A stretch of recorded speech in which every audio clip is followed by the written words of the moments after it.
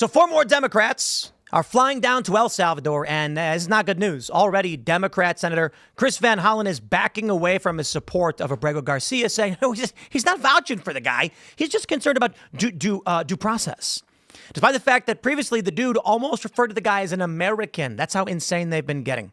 This story is eating Democrats up because most Americans don't want illegal immigrants here, and they want them deported. Now, you can take a look at CNN. You can take a look at Echelon Insights. But we got a poll from Pew. 83% of Americans want deportations. Not all, but at least to a degree, right? So you'd argue, when you're talking about who you want deported, how about wife-beating MS-13 gang member? Is that on your list? Probably most Americans are okay with this person being deported. So now we're seeing the Democrats try to shift away, and the media trying to pick up another story. Pete Hegseth. He may be getting fired, they claim, in rumors based on one anonymous person, even though Trump said he's not going to fire the guy. And they're claiming that there's another Signalgate happening with no evidence. They are so desperate to get off this story, it seems they're trying to go back to an old one. So we're going to talk about that, plus a bunch of other stories from the day. Trump says he's going to start collections on student loans again. Sorry, if you didn't get that forgiveness, he's saying no to Biden's plan. Before we get started, my friends, we have an awesome sponsor. It's Bearskin. Check it out. Guys, you want to go to B-A-E-R. It's B-A-E-R.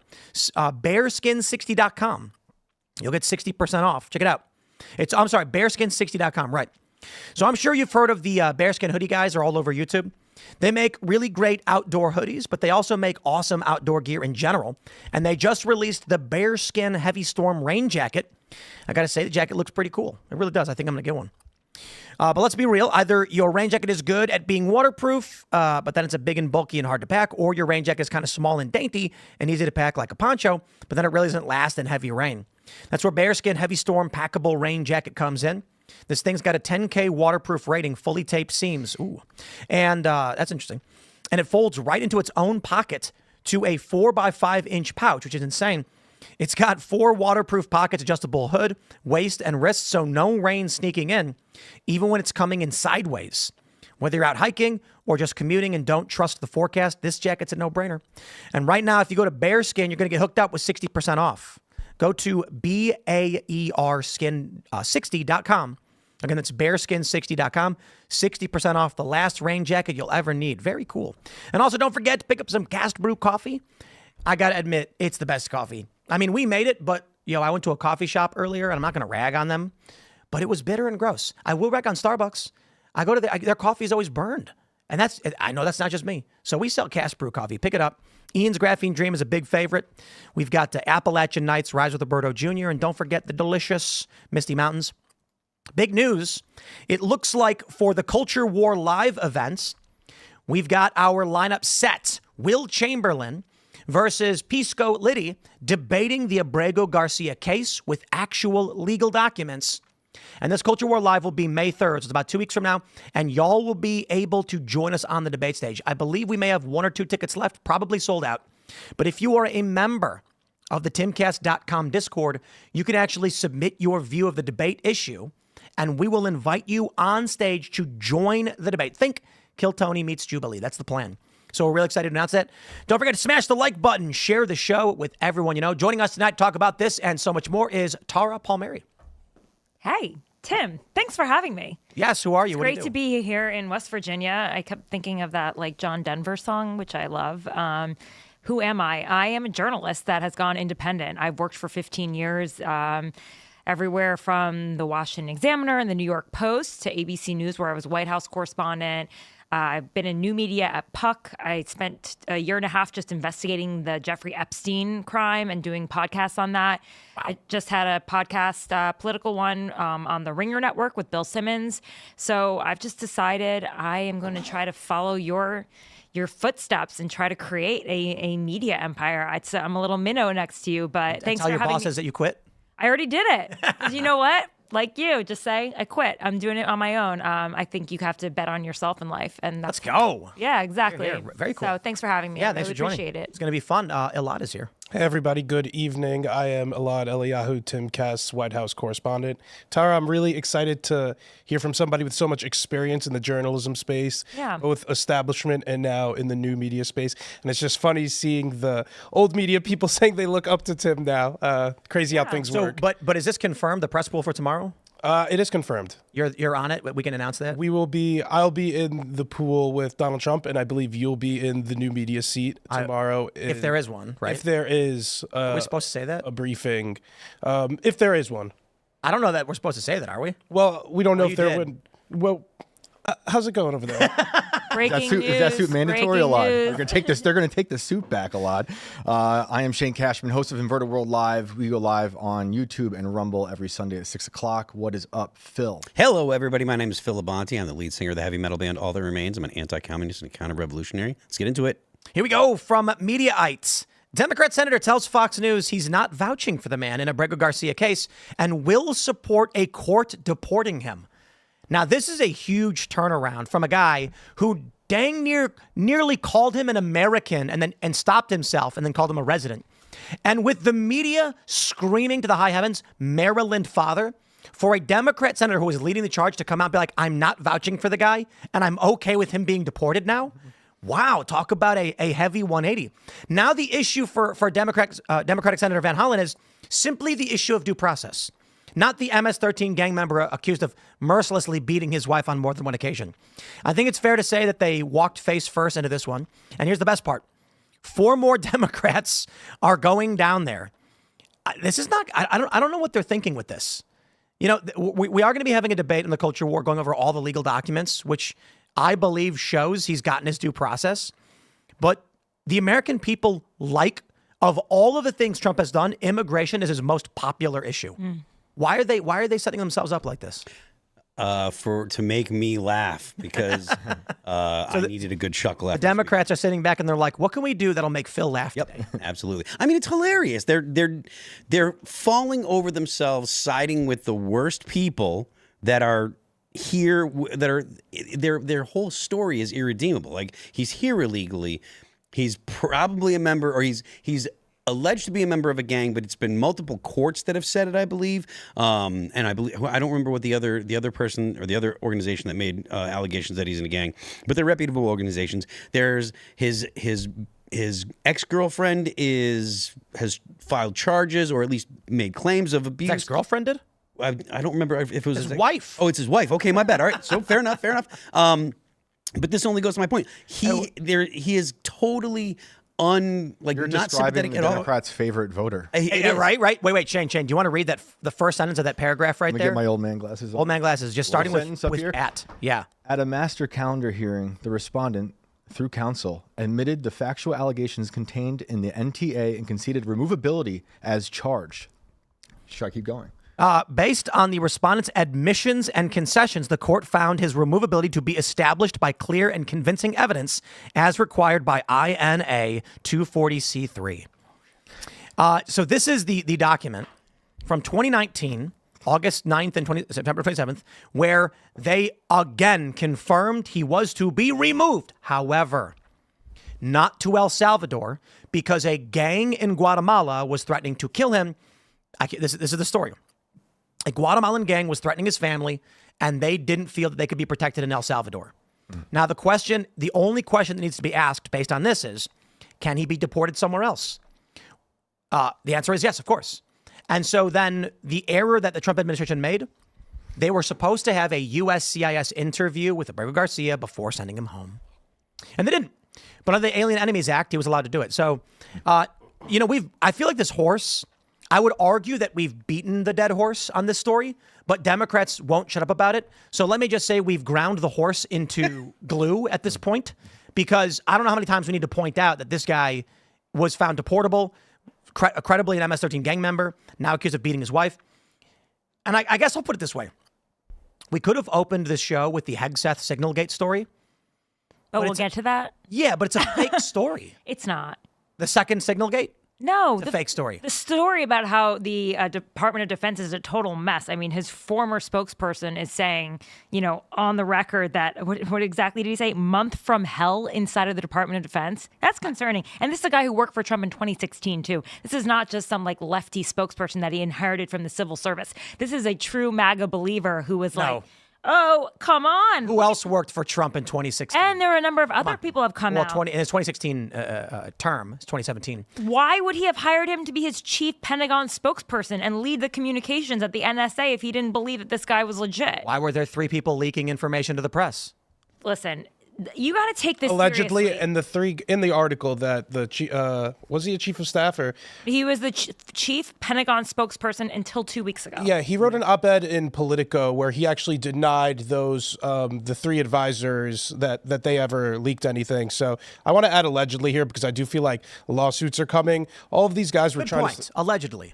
All of this is Stand very corrected. much allegedly. And all this is also allegedly because they allegedly leaked documents about attacking Iran to try to preempt and try to prevent the strike by leaking it out there early. And that could be a part of the problem at the Pentagon. But it is unusual for this guy to be resigning or probably fired and told to resign and then have this happen. I don't think we'll see any shakeups there. Well, what are your thoughts on the Abrego Garcia story then? On this story, I mean, it is a hard one because I do think that politically, I think it's politically, you're right, that the immigration story is on Trump's side. I mean, he was elected to seal off the border, deportations. I think the due process is the part that the Democrats are arguing about. Like, they want to make sure that there is due process, and obviously the halting. This is the guy who was the hairdresser, right? The makeup artist? No. Okay. This is the wife beating MS-13 gang member. Got it. All right. Then I'm not fully up to date on this one. I was... The hairdresser's a fake story, too. Why is that one fake? Because they're not asylum seekers. You don't travel from Venezuela through the entirety of Central America, come to the United States and say, now I need asylum. You go to Mexico. You go to any other country. It's typically expected of any asylum seeker to go to the first safe country they get to. So for Venezuela, that was supposed to be remain in Mexico under Trump. Right. So this guy, he's like, Venezuela is dangerous for me. I better travel through all these other countries. I have no doubt that he tried to get into the U.S. illegally and live here illegally. Of course. Yeah. And then when he went through, it's an executive hearing. We call them judges. They said his tattoos are MS-13, and he got deported to El Salvador. To that horrible for MS-13 gang members. Yeah, and they confirmed that he is an MS-13 member. So he was found to be an MS-13 gang member in the standard procedure by his crown tattoos on his wrists. Yeah, which the left is arguing are just crowns and they're not MS-13. And so I would just say, want him to have due process, essentially, right? What is the due process of an illegal immigrant? I mean, I think that they have the right to immigration court, right? And they did. And he lost. Yes. He is deportable and he had crowns. And he lost during the Biden years, right? Is that right? I'm not entirely sure. Okay, well, I think that'd be interesting to find out. Because, I mean, you might say, oh, the Trump administration has different criteria. Listen, I can't really debate this one in the same way because I thought it was the Maryland hairdresser that we were talking about, or makeup artist. He was in Maryland, was he? Oh, it was California. Oh, the makeup artist was in California. I don't know. But the point is, you're right. There's so many illegals that have come over since Joe Biden took office and stuff. So there's probably a Maryland hairdresser that's here illegally. So you're probably close to Maryland. I think I'm conflating it. Yeah, I'm conflating it because, some Democrats are doing this, and I do question. I mean, I think there's just a fear that it's happening so quickly and so recklessly, and that people are not getting their due process in the process of it, especially when they're saying we're going to deport homegrown. They are getting their due process. Do you think each and every one of them? Then why would the judge halt the guy that was being deported to Venezuela? So, yeah, right. So why you roll your eyes? Okay, so here's a question for you. He's still a judge. Why has Trump? Even if he's an activist judge, if you want to say that, he's still a judge. But Phil gave you a reason. It's that they're political activists who are trying to obstruct Trump. That's your answer. Why has Trump received 40% of all universal? Let me phrase unconstitutional universal injunctions. I mean, I think that 81 out of 200. He was definitely pushing the boundaries of the Constitution. He tried to get rid of what was it? The birthright citizenship. Yeah, he tried to get rid of that. He's definitely He didn't try. He is actively doing so now, and it's going to court. But the point and the point of Supreme Court. Except point of it, birthright I doubt citizenship that will- is falsely interpreted and does not exist. He is pushing the limits of the Constitution every single day. In what way? I mean, with that alone. But the Constitution says, And also by defying explicitly- a judge's order, whether you don't agree or not, like you should have halted that plane and put the person down and then gone through the Supreme process. Court sided with him on that And the regard. appeal, The Supreme Court sided with him. they allowed him to be deported. The Supreme Court said no one can direct the executive branch to engage in foreign policy. And so the issue was should Abrego Garcia be returnable? They should facilitate his return. And the argument from the conservatives is, or from Trump, that if he were to try to come back to the U.S., Trump must facilitate that return. Otherwise, we have nothing to do with it. But then there's just like these random guys, like these German tourists that didn't have a booking on, in Hawaii, and they are suddenly getting deported. I just think there's a feeling like, and then you're seeing students on the street just being like muzzled basically and deported because of their political activity on universities. And that's a little scary. I'm sorry. Why, though? I mean, it is because, okay, first of all, you're a free speech guy. You were out there, Occupy Wall Street. What if you were like misidentified and deported and you were an American the entire time? And Have by any the way, Americans been deported? it could happen. Sure, and if it does, it'll be a problem. But for the time being, all the enforcement's been under the law. But even either if you're INA not or an AEA. American and don't you think that like part of the rights of being in this country are free speech? Not if you're illegal. I think it's scary that non-Americans are in our country calling for violence on campuses, and the campuses aren't doing anything about it. Yeah, I mean that's on the universities for sure. They should be dealing with that. So in the case of Mahmoud Khalil, this is a guy who was organizing whether it was intentional or otherwise, violent protests where employees were attacked and threatened, buildings were taken over, Jewish students were attacked on campus. And even people presumed to be Jewish weren't Did he even Jewish. direct people to attack Jewish people? Doesn't matter. He organized the event. So if you organize a parade, if you organize a dance party, but then your dance party robs a bank, you're getting in trouble for it. Yeah, I mean, Maybe you're not going to be charged with robbing the bank. They're going to say, like, whatever you were involved with. yeah, you're kind of a conspirator. they're was going to your fault. RICO you and you're going to jail. I think it's Right. rich how the Democrats have just been speed running through these different causes. First it was Mahmoud Khalil, and then they means tested it quickly and realized, oh wait, this guy isn't good for us. Then they moved on to this most recent gang member that they said wasn't. And have you seen his tattoos on his knuckles where they're trying to say like, oh, he is not. This isn't supposed to be a simple form. I mean, no. listen, This is standard it's operating like, procedure. This always happens on both sides of the aisles. They pick their like political person that they get behind, and if it's like it's either like Laken Riley, now it's Mahmoud Khalil. Doesn't it feel Lincoln like the Riley was Democrats- murdered. No, I know, but this is cynical political shit that they do. It's on both sides. I have a problem with the both wait, sides argument. But what do you mean? Like, why is it cynical? It's cynical because this is what they're doing. Like they are taking one person's example and they're blowing it up to But he's a legit criminal, and we have 20 million or hold so on, hold on. illegal Listen, immigrants. Wait. I'm gonna agree with you 100%. Agreed. The conservatives prop up a young woman who was murdered by an illegal immigrant criminal gang member, and the Democrats prop up the criminal illegal immigrant gang member. I know which side I'm on. Listen. Cynical or otherwise, you're right. The Republicans are like, this poor woman was murdered by these evil, criminal gang members, and the Democrats are like, please don't hurt our criminal illegal gang members. It's I can't really argue on this topic to be completely fair with the topics. I haven't.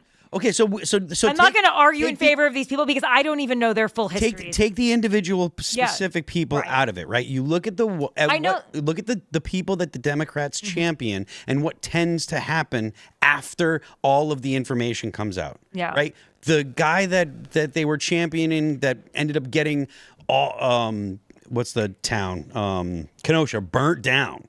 The man was trying to kidnap kids. Mm-hmm. He had a knife. The police shot him, and then Kamala Harris goes and takes a woman. Yeah, I mean, like he's trying to kidnap kids. He assaulted them. He had a cop. It was a quote unquote good shoot. And Kamala Harris goes and takes pictures with him. Right. And NFL players put his name on their helmet. Yeah, George Floyd had committed a crime. Right, and he died in police custody. But that was like a nothing. He was chewing a speedball behind the wheel of a vehicle. Yes. And when the police removed him, they brought him to the vehicle to be arrested. You could watch all the body camera footage. It's all in the video. And he fought them. Yeah. And he said, "Put me on the ground. Put me on the ground. Put me on the ground." So they pulled him out of the vehicle and put him on the ground. Did they have to kill him on the ground? So let me finish. A few minutes later, Derek Chauvin shows up having no idea what's going on. and performed what the Minnesota police trained him to do, because even the defense showed this in the continuum of force argument in the criminal trial for Chauvin. He was told to do that. So he shows up, there's a guy on the ground, he has no idea what's happening. They say, do the restraint. He says, okay. They put so you know how it's bunk? The cop who is simply standing in front of people with his hands up, not involved in the Chauvin incident at all, just off to the side, they put him in prison for life. Why? And then the They didn't care what was true. They just wanted to lock them all up. And the Ahmaud Arbery case, that guy, Ahmaud Arbery, he committed burglary. The guys that shot him, they were going to, it was a bad law, an old law that they were What do following. you guys want me to say? The Democrats pick bad, cynical political characters to That's back? that's the point. When they pick the better right is That's the point that trying we're to making. maintain, sustain safety and order right now, and the left promotes The violence question and is, chaos. like, when do they overstep the boundary? Well, right now, going back to what Elad was saying with speed running these different people, is like what we were talking about before the show. The Democrats are desperate Disarray. to And find. let me add this. And things are just happening so fast and furiously, and that's why I think there's a lot of concern. So, And the way it's happening, it's like kind of. But we voted for mass deportations. At least indeed, I did. When we were getting the show ready, I pointed out that we often, Without due for the process, past though. Due That's not process. true. We just talked about They're with getting the their due illegals. process. I got the court document right here for Abrego Garcia that says he admitted to removability. So the question is, was he warranted a USCIS interview before final deportation? The answer is yes, but their argument is, at first we made an error in doing so without checking for this. However, under the Alien Enemies Act, we are allowed to get rid of him regardless. So, but the point I was going to make a moment ago, But isn't that when we're setting going up to be- the show, I was pointing out that we often try to find a prominent individual that represents a core of the story or the parties involved. There are no Democrats. This is what it took us. We were at it was 7:52. We finally got the thumbnail up because I was like, I guess Trump. I guess Trump's the only political character who's involved in the news. There's Van Hollen, but he's backing away. There's no Schumer anymore. There's no AOC anymore. There's no Kamala. There's no Biden. There is no central Democrat Party member. And arguably those members that you saw in that picture, even though I'm not fully aware of the story, like they are more from the progressive wing. They are not Right. really from the party. There's no leadership. They don't want to back these. They don't want to get involved in this fight because, like you said, they don't know the Tara, full but story. even I think Cory Booker was even virtue signaling, at least saying that like these deportations were wrong, and specifically on the gang members too. I think I'm not a usual believer of Trump's 5D chess, but it almost feels like he is baiting Democrats into defending these not 5D otherwise chess. these It's otherwise. checkers. I mean, Yeah. because and then it always comes out like, oh, they defended this guy. They said there was no way he was a gangster. Let me ask you a His question. wife covered up his knuckles in all of these pictures because it was like obvious that he had MS-13 written on his knuckles, and the Democrats couldn't do their research to find that out like before deciding to defend him. Let me ask you a question. Yeah. Do you think that Van Hollen and these other 4 Democrats that are going down to El Salvador are doing so with the intent to influence the foreign government of El Salvador into taking action on their behalf? Maybe. I don't know. I mean, You no, think? because I think the president of El Salvador is so, So what do you think the Democrats want if they're not trying to? They're trying to draw attention to it. But here's the thing. So like are you they? said, Have they stated anything about wanting the government to take action? yeah, of course they have. So wait. So the Democrats have publicly stated they want El I Salvador. mean, I haven't read it. Like, you're asking me to talk about a story I really don't know that much about. I'm just speaking in generalizations. But I So know. let's just hammer out the quick details. This is not a gotcha. It's literally the Democrats. There's now 5. Have they made requests of the El Salvador government to do something? I don't know. Anybody? I don't know. I I'm not haven't sure. read the I just think they're story. going down for a photo shoot. Yeah, I Like mean, that's what I AOC was did thinking. at What was the I think they're express trying to stated draw purpose? to draw attention to it. They've actually said what their intention was. I don't know, but I'm just All saying right. from And like a does anybody want to get it? political- Because I know everybody who's listening right now in the audience knows exactly what the Democrats said about this trip. I think Van Hollen said that he wanted to have him back. The Democrats wanted him to come back All to the of them country. said that. Yeah, that's what they wanted. All Okay. of them said that their purpose to go down was to get him back. Yep. To get the foreign government to take an action pertaining to U.S. foreign policy, which is a violation, then all of the media- violation of the Logan Act, which specifically states any U.S. citizen, wherever he may be, who without the authority of the U.S. directly or indirectly commences or carries on correspondence or intercourse with any foreign government or any officer or any agent thereof with the intent to influence the measures or conduct of any foreign government or of any officer or agent thereof in relation to any disputes or controversies with the U.S., or to defeat the measures of the United States shall be fined under this title or imprisoned not more than 3 years. Can I just Donald Trump explicitly set forth a deal with El Salvador's government pertaining to U.S. foreign policy under the Alien Enemies Act. That is the direction and purview of the executive branch, their entitlement, their right under the Constitution. These members of Congress are in direct and overt violation of the Logan Act. I believe that we need to see some action by the DOJ. Yeah. They're trying to do a reverse Elian Gonzalez. Lock them up. Yeah. Lock them up. Okay, here's the thing. So these 4 Democrats of members of Congress, some of them young, freshman-ish, progressives, they go down there and they stage their political, photo op, whatever you want to call it. The rest of the party, you have someone like Gavin Newsom saying this is a distraction, and they kind of know they're being baited. Trump sets the story up every morning. He did this for the press. When I covered him for the first 4 years of his administration, he sent out a tweet, and he would literally say to his staff, watch the libs.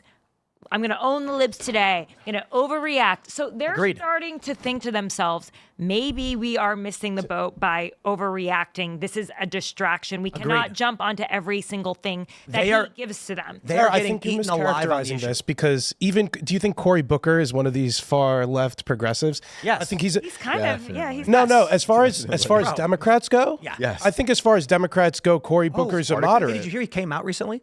As Like I mean, the closet? everybody thought he was gay, but Rosario was set up. Like that was a beard. well, everybody thought Cory Booker was gay, but apparently he was at an event where he was asked by some gay people, like a trans person, and he said something about we, the LGBT community. Oh, yeah. It was something like that, and then it was glossed over. Like nobody really paid attention that he was saying that he was LGBTQ. Right. Just like Barack Obama. I think, Are you sure about that one? Because I remember seeing that clip online. I don't think that he was coming out. My point is, he said we in the LGBT community. I'm paraphrasing. Ally. Oh, there's a letter in there. A for allies. So he No, may have been. there's no A in ally for LGBTQ. There is LGBTQ. It's like A. There's I some think A ally. is asexual. You guys are killing Are you me. for real? Wait. There's definitely an ally. No, there's not. Yes. No, They there's had it on the No, way you're- There's into something the in show there. today. Wait, but all of that is to say, I think you're mischaracterizing the Democrat Party. I don't think it's just the far leftists in the party. I think Cory Booker is a moderate Democrat, and I think it's wide ranging throughout the party. And I think you might be missing the pulse of what's going on. Let's get to the story. Let's get to this. think that Let's talk Hegseth. Okay? Moderate, yeah. We've got this story from NPR. The White House is looking to replace Pete Hegseth as defense secretary. Okay, that's the story. Rapid response says lies from NPR, which we all know is a fake news propaganda machine. So the story they've been pushing is that there's a second Signalgate. Leakers have been fired. And now you've got this op-ed from, this is Politico. Former top Pentagon spokesperson details a month from hell inside the agency. Now, there's a couple arguments here. Yeah. This is a fake news story. Hegseth is not going to get fired. Trump already spoke in his defense. But I'm not sure who was pointing out. I don't know if it was you, Shane, earlier about Matt Gaetz. Trump also, you pointed that out. Yeah, that Trump kept backing Matt Gaetz until he could no longer. Indeed. So maybe there is an argument that Trump is just trying his hardest not to see Hegseth out. The other argument from the right is that the deep state is trying to heavily influence the removal of Hegseth. That guy who wrote that op-ed is not the deep state. He is a guy that Hegseth hired. He's a political staffer. That guy, John Yulia. Yeah. He is a political staffer. He was a senior communications advisor on Trump's 2016 campaign, and the other people too. They are all politicals. They are not deep state. So Does that mean he's good? how does that mean? What does it mean they're not deep state? Okay, then if he's such a good manager, why would you hire a guy Trump like has a that? history That's a of great hiring question. Why did Trump bad hire people. Bolton? Well, then why is Trump hiring Pete Hegseth? And it goes up the chain.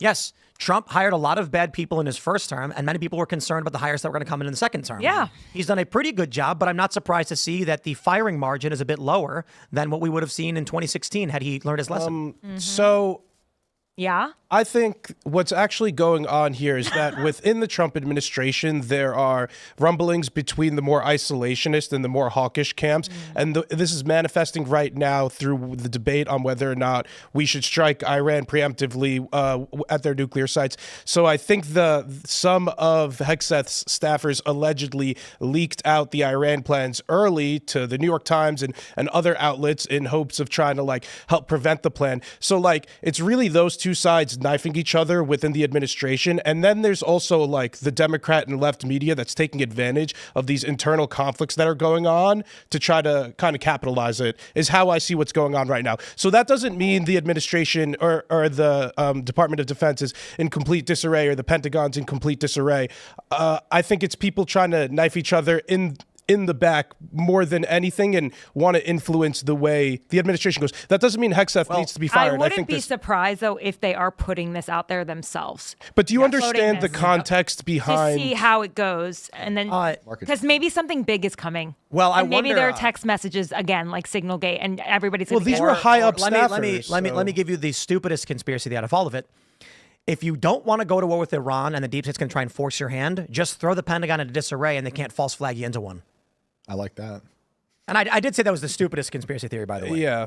Because, like, you know, right now the concern from the right is that we're going to get forced into a war with Iran. Mm-hmm. We saw the story that Israel was trying to go to the U.S. to join them in a strike. The U.S. backed off. Trump said no. Tulsi Gabbard said don't do it. Israel said we're going to maybe do it a little bit anyway.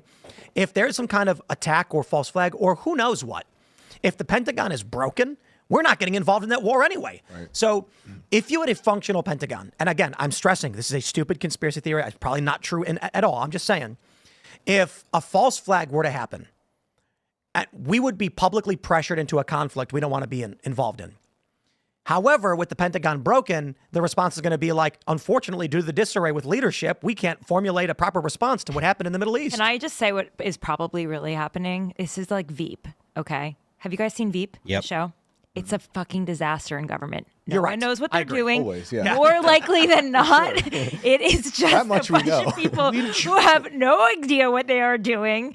And This is the one thing libertarians get right.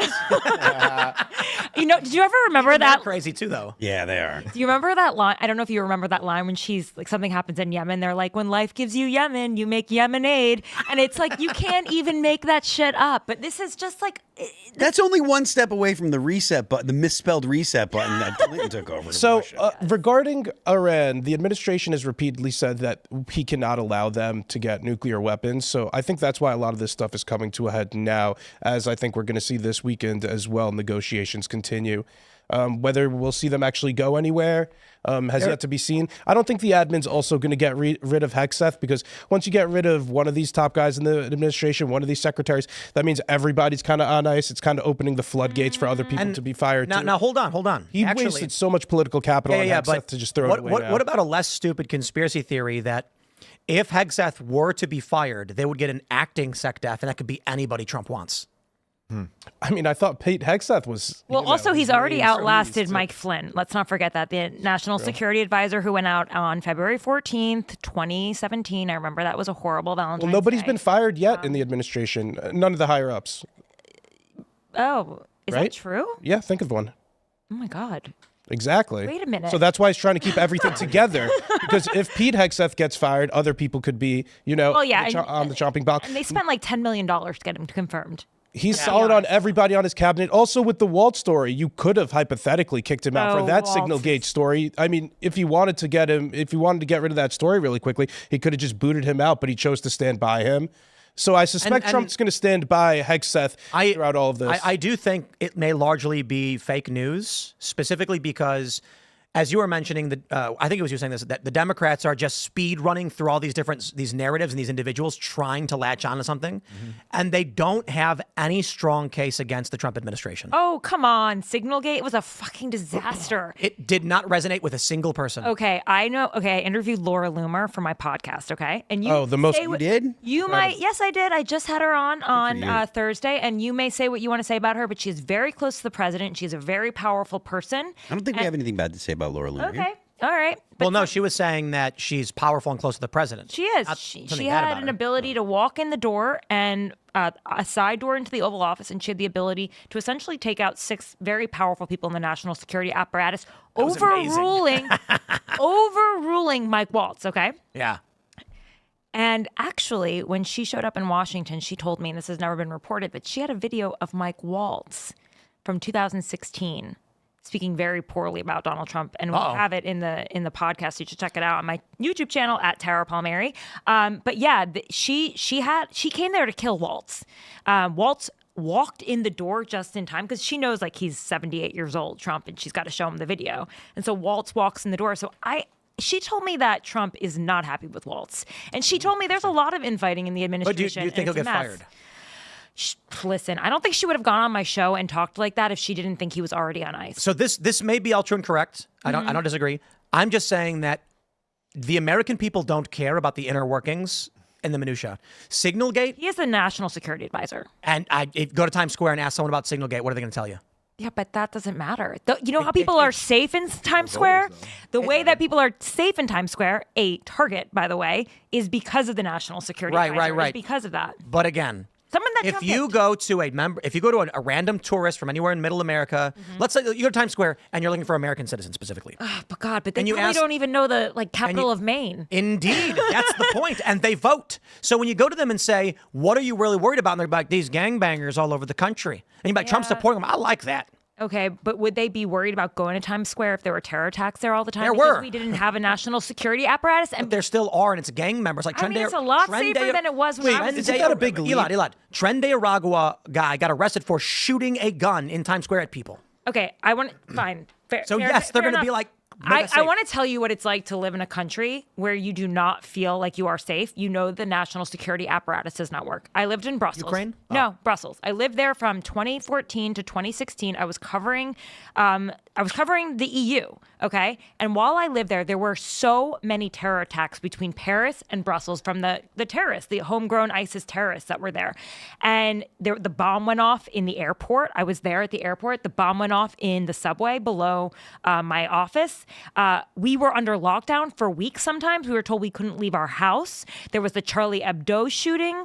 There was just random plowing of people in resorts in France, in Nice. It was a terrifying place to be. And the reason that this was happening was because they had no real national security apparatus. They could not protect their country with its open borders where people were able to go in and out through the No, listen. And you know how they were, and you know why you haven't heard of a mass terrorism account, something that happened in Europe recently, like a mass terror attack in Europe. There was one in Germany recently. It's because they got the help of the FBI. It's because they got the help of the CIA. It's because they got the help of our security apparatus. So, I mean, yeah, I think there are issues with some of the way the first Signalgate stuff happened, but can you walk me down the logic of how Times Square is therefore not safe? You know, Mike Waltz mishandled in a part of a Signal chat, right? If the person is in charge of security, then our nation's security he's a is at national risk. security advisor.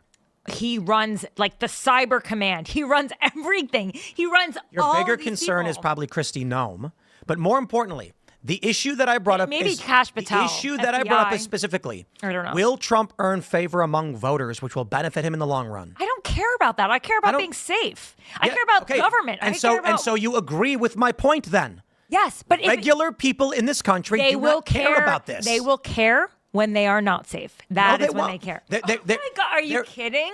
They will absolutely care when You they're not think safe. that people are going to know what the NSC does? They may not know what the NSC does, but they may know that they don't feel safe under the Trump administration. So what do and they that want? means the buck stops there. So what do and they so want? They want safety. And how do they get it? Through a team that works for the president. Law enforcement. Exactly, but if you don't have... Deportations of Trende Aragua, it's MS-13. not only Trende Aragua that are going after people everywhere. We have threats from everywhere. We have threats from Iran. We have threats from Japan. Not Japan. We have threats from China. We have threats from Russia. Asian country. We have threats from everywhere. Everywhere. Every single day. The point that was brought up was this story matters little to the American people. I didn't forgot about this story. I care about the people that then work I don't know for what you're him. arguing. I'm talking about. I'm telling you that if you don't think it matters who has these jobs, I said the American people don't care about this story. whether they don't care about the story, they should worry about who has the jobs. Sure, but they don't. So if you want to argue they're factually incorrect in their priorities, true. But You the only issue care about is- something until it doesn't work, and you know that. You don't care about your car until you can't turn it on. Well, you care about your car, you need to use it every day. Exactly, and you issue need here security every day. Is that of all of the principal issues polled, immigration is where Trump is winning. This story, they shifted off of immigration and to try and go I don't know how somewhere you're else. actually connecting immigration to the Signalgate. I don't see how they're connected. Let me try and help you out. That's DHS. Okay, and then that's So NSA. slow down. So, like, because how if did you're it- confused, I'll need to speak. Yeah, tell me. Okay. Regular people care about immigration. Democrats are trying to get off the immigration story because they lost. That's fair. They lost So immigration. they've shifted into something that doesn't matter at all. Potentially a second Signalgate. No one cared about Signalgate except politicos. I can agree with you that there are people that exist that do not know who the National Security Advisor is. There are people that is the luxury of being in a country that functions. And that's why I was bringing up Brussels. The luxury of working in a country that truly functions is that you don't have to go to sleep at night worrying about making sure that there is security, making sure that there is not a terror threat where you live, that you know that the subways are constantly being monitored by FBI, that they are constantly, tracking. Body just got raped in New York City. Okay. Tara, can I follow up again, though? At the worst case mishandling of some classified information to now Times Square is not safe. It reflects a lack of competence. And regular people don't care about that. They don't care about competence until incompetence affects them. And I don't think the NSA will affect them. All right. We'll see. I hope And not so either. the point you know what? that was I brought hope up- that you said that. I'm knocking on wood, and I hope that because Agreed. I hope that we never have to experience. And the what only those point people I have. was making is that Democrats are attaching to a low-value story because they're desperate for something to go against the administration on. I don't think The it's point low value. was- They seemed like a bunch of kids. Okay, the point I'm They making are. is... They're my age. I'm like, what are you doing? Okay. You have no experience. What are you doing here? So anyway, will Pete Hegseth be fired? My point is probably not, because this story is low value and not nearly as big as if people more make. comes out. How about I finish? Yeah. The story is not nearly as big as people think it is. Most people actually don't care. Trump has no reason to fire Hegseth over a few texts that we don't even know if they actually exist. So why are all these big outlets running They this didn't story? deny it. They actually confirmed it. So why Pete are Hegseth all of these and big Trump- outlets running a story of little interest? We've already had Signalgate. Wait. I just want to correct that Signalgate is because you said over. that it didn't. You said that they didn't exist. He said confirmed it we himself. don't know if they exist. They came from anonymous sources. No, Trump acknowledged it himself, and so And did the what did he say? NSC. He acknowledged it. He said Second it shouldn't Signalgate? have happened, and the NSC acknowledged The it. second Signalgate. Oh, the second Signalgate. See, if you stop talking for 2 seconds, you might have heard what I said. The second Signalgate, as if the first one wasn't bad enough. We'll see what happens. Why was the first one bad? I would not be a Boy Scout. Why was the first one bad? Listen, Tim, Why I was would the first one not bad? be a Boy Scout for this administration because you don't know what's coming. So what?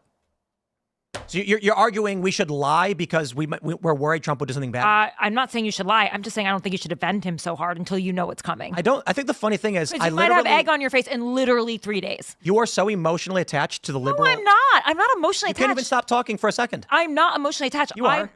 Listen, you can't stop talking. So the point let's have I a was trying to silence make off. Okay, go ahead. is that this story is an old story. Yeah. Signalgate happened 2 weeks ago. Why are they back on an anonymous claim of Signalgate Because 2? now in Signalgate 2, it is alleged that his wife, and I think his... Alleged by anonymous source. Until it's confirmed. So right now there's no story. Why are they running this front page? Because it's important and it matters. And I know those reporters, and I bet you that it's true. And then why is Van Hollen now saying, I'm not vouching for this guy?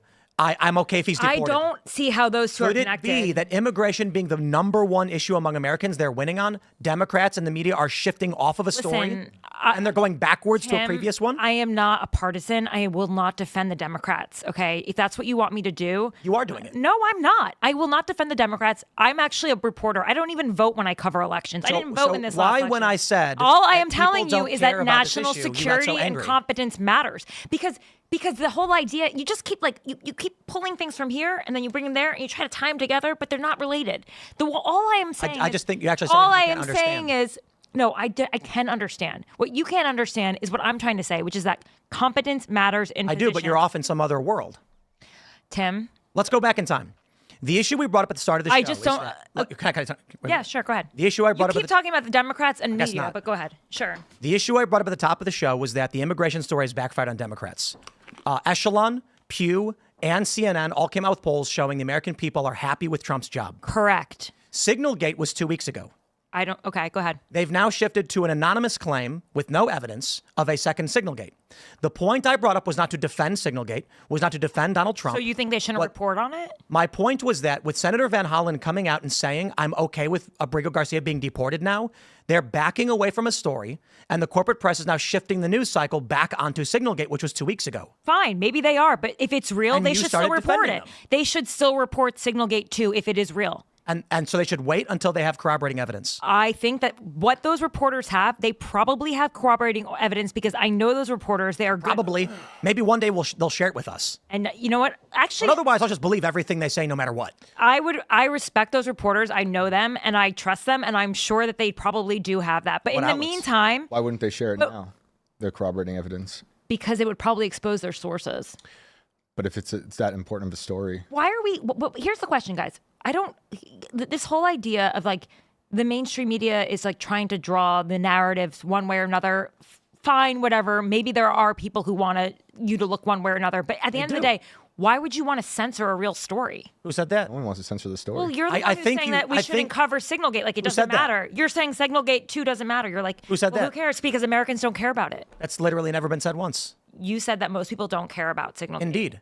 And so we shouldn't censorship. cover it? I never said that. Just because Americans don't care about it, we shouldn't said that? tell people that. We were covering it. We're Spent a couple of literally minutes on a talking big about show to it. millions of people covering the story explicitly. But you think there is a conspiracy in which the media... I think the Democrat political party and their consultants are going over their polls and saying, Van Hollen, this is hurting you. You need to back off it. He goes on Fox News of all places and says, I'm okay with Abrego Garcia being deported. I'm sure they are. Indeed. Yeah, I'm absolutely sure. And We're in agreement then. yeah, but the fact that has anything to do with Signalgate is what I struggle to understand. So Democrats have started propping up this story. Okay. Which Because- is a real story. It's not a prop up. It's a real story. With a single anonymous source? I don't think it's a single. I want to read the story actually really quickly so we can actually make this clear on air so that I hope you're not disparaging these people without actually looking at it. Let me find out how if they're many. journalists, we'll just. Well, I was trying to talk about it earlier. There were a few advisors to Pete Hegseth who were fired allegedly for leaking. That's what the administration and Secretary Pete Hegseth said of them. Four people with knowledge of the chat. That's 4 people, not one anonymous What does source. knowledge of it mean? You said it was 1, and now we know it's 4. Okay. Indeed. Okay. Well, we don't know it's 4 because we don't know who the 4 people are. They're anonymous. Okay. Well, listen. If you understand anything about journalism, sometimes you have to use anonymous sources. It's just a fact. Okay, so and people 4, won't- and you people aren't first you gonna- said it was 1 anonymous source. Now it's 4. So let's get the story straight, okay? And it includes his wife. And now I just want to see how the White House responded to this. Okay? It's very easy to make you believe a thing, isn't it? No, it's not actually because I know these journalists, and I know that they would only go with a story like this Has if the it New was York Times solid. published falsehoods before? They may have, and I'm not They've going to won stand Pulitzers for They that. won for it. Pulitzers for it. Walter You know what? Durante. There's Listen, no I'm not famine. I'm not A lot of going people to knew not. Walter Durante. Tara, I guess. But wait a second. Can I just say one thing? When the first Signalgate came out, okay, can we just all acknowledge the fact that Hegseth denied that it was real and that it was anything?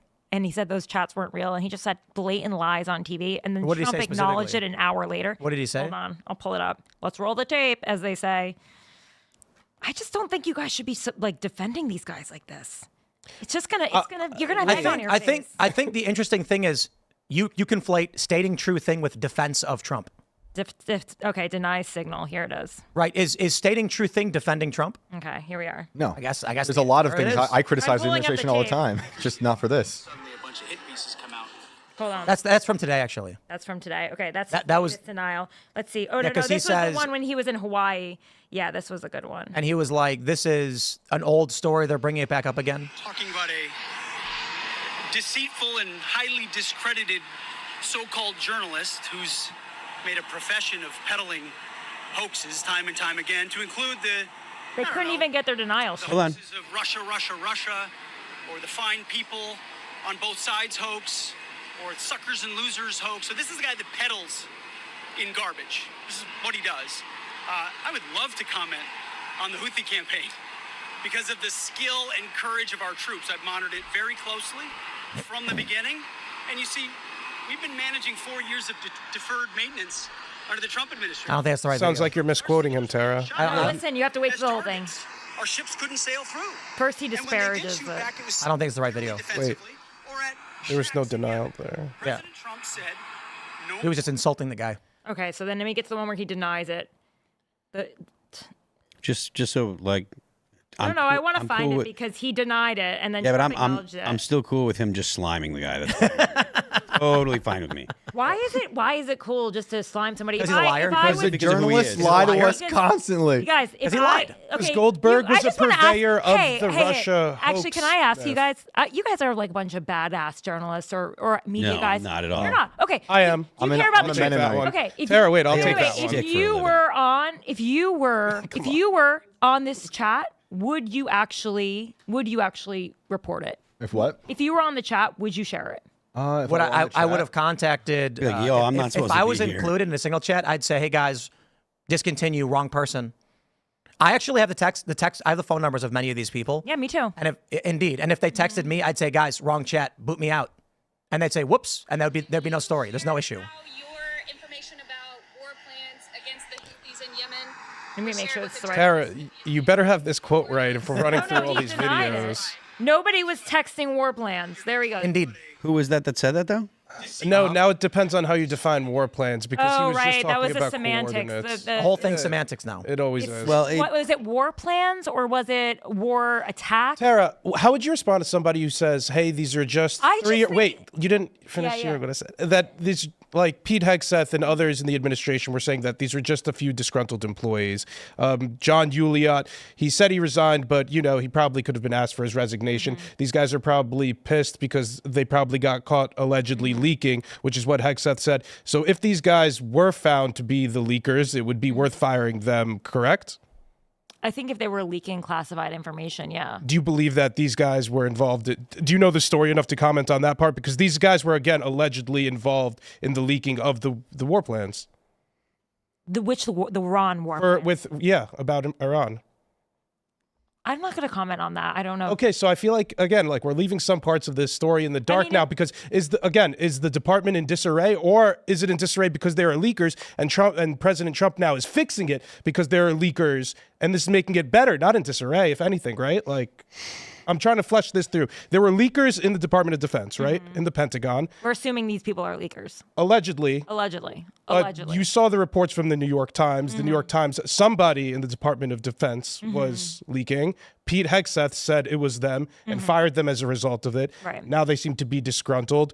Yeah, now they're Isn't willing all of this, to... No, and now, you're right, now because they're they would disgruntled, go on, and you got they're like willing to go people on in the media record. are opportunistically using this story to try to veer narratives off of what they think might be dispopular elsewhere. But is this making sense to you as I'm running through this? No, like, it makes sense So isn't to it a me. good thing that they got fired allegedly if they were leakers? Like, isn't it not disarray? It's repairing. The only thing I think is good about it is if that they now feel like they can talk about what they saw.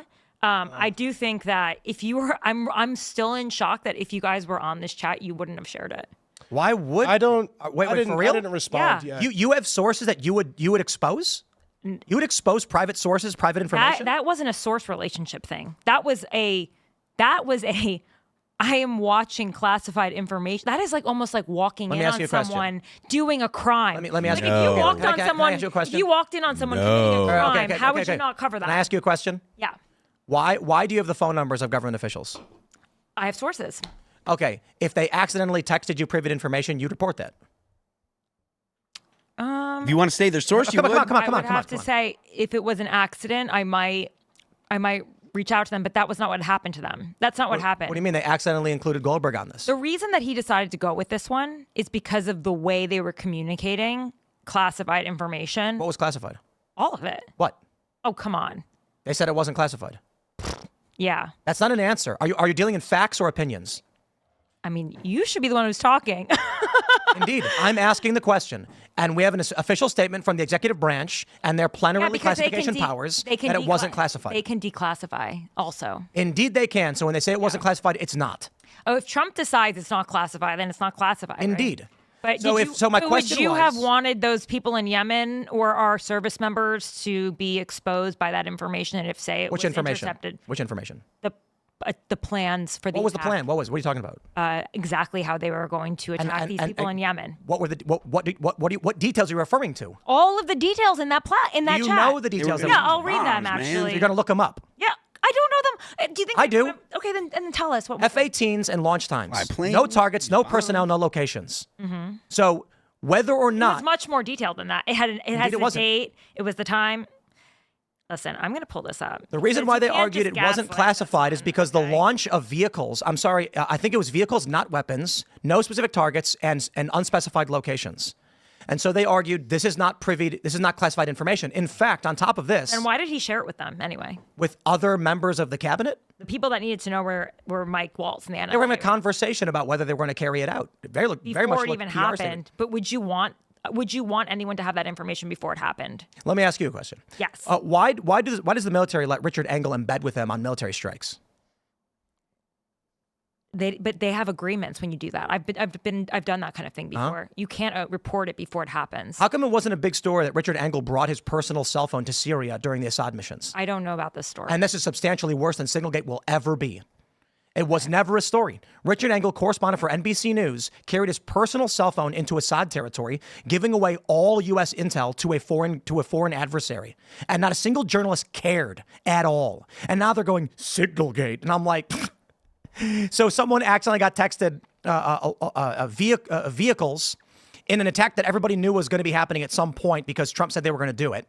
And so it's not a pretty moment, I suppose, to accidentally loop a journalist in.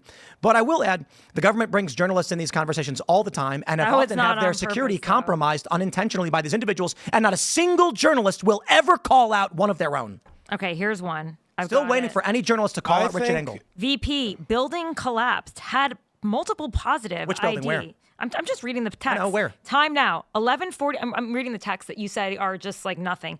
11:44. Weather is favorable. Just confirmed with CENTCOM. We are a go for mission launch. JD Vance. The strongest reason to do that doesn't matter anyway. What he says. All that matters is what Pete Hegseth says, because that is obviously the. Here you can see. Blah blah blah. Am I gonna have to sign up for the Atlantic to read this one? Establishing a principals group for coordinating on Houthis, particularly. No, guys, don't laugh. I'm going to read through it all. Nobody left. Okay. I mean, to be fair, we've gone over this probably 17 times. Yeah, but I'm just saying you minimized it, and we're like, yeah, it's just like a text message. It's no big deal. Just friends chatting. This was a war attack. It's a question of is it classified or not. So the information given, which is surprising to me, is at first I thought, did they include Goldberg on purpose? Because this is actually routine stuff. I've been given tons of private information from government sources often, and they say just don't repeat it. It's off the record. Every single person's number on there, and like the chief of staff and the vice president and the CBI, like the entire national security apparatus, essentially on there. I think you're a hypocrite. Oh, sure. Thanks for the name calling. Well, I'm describing a behavior you just engaged in. What is that? That you say I can't reveal sources. That sometimes they have to be anonymous. I wouldn't expose my sources. That's why we don't reveal their information. Then Goldberg gets given privy access to a communication, and you're saying, I can't believe you guys wouldn't have shared this. Indeed. I know people who work in government. But it wasn't intentional, and they were sharing. Okay, but I want to go back to would you expose your private sources if they accidentally sent you information? And you didn't know, you didn't have an answer. It depends on the situation. And I don't think I would expose my sources, but if it was this situation where he was mistakenly added to a chat that this was a rare situation, okay? Why not just be like, guys, take me off? Okay, here's this. Weather is favorable, just confirmed with CENTCOM. We are a go for a mission launch. That was at 12:15. F-18's launch, first strike package. Trigger-based, F-18 first strike window starts. Target terrorist is at his known location, so should be on time. Also strikes drone launch, MQ ends. 14:10, more F-18s launch, second strike package. Okay. I could keep going because here's my question. 15 strike drones on target. This is when the first bombs will definitively drop, pending earlier triggered based targets. 15:36, F-18 second strike starts. Also first, like, do you want me to keep going? Like, this is obviously... No, because we know all of this These are already. obviously detailed texts. You made it seem like it was 2 text messages. I didn't say that. You did. We've gone over the story extensively. You also said there was 1 source, now there's 4 sources. It's like... Is that the only argument you have? Oh, yeah, because you don't keep the facts straight. You are overly emotional on this story. You are overly defensive of Democrats and the media apparatus. I'm not defensive of Democrats, and I'm not defensive. I am defensive of journalists. I'm defensive of journalists, and I am just as critical of Biden as I was of Trump. And I was one of the few journalists that said that he was too old and that he should be running. So here's how journalism should approach Signalgate. Oh, okay. Indeed. Is it routine for journalists to be given access to this kind of information? No, it's yes, not. it is. It's frequent. That? Yes. If you got that, there would be an embargo on it. No, No, that kind of information sure. we would not get access to. Yes, there could be an embargo. Indeed, agreed. And I don't think that we would get access to that, honestly. Richard Engels was given direct access to go on U.S. missions. What year was this? This is the beginning of the Arab Spring 10 years ago. Okay. So it is a fact that U.S. journalists embed with the military on classified missions. Very, very, very it's very tight. If it's a classified mission. Indeed. It's not we agree. not Signal. My point was, Doesn't have the questions we need to ask on Signalgate, if you're actually trying to understand what's going on in the truth, is information like this routinely given to journalists? The answer is yes. Not routinely. The answer is yes. No, it's not routinely. That would be a very rare situation. You referenced something that happened 10 years ago.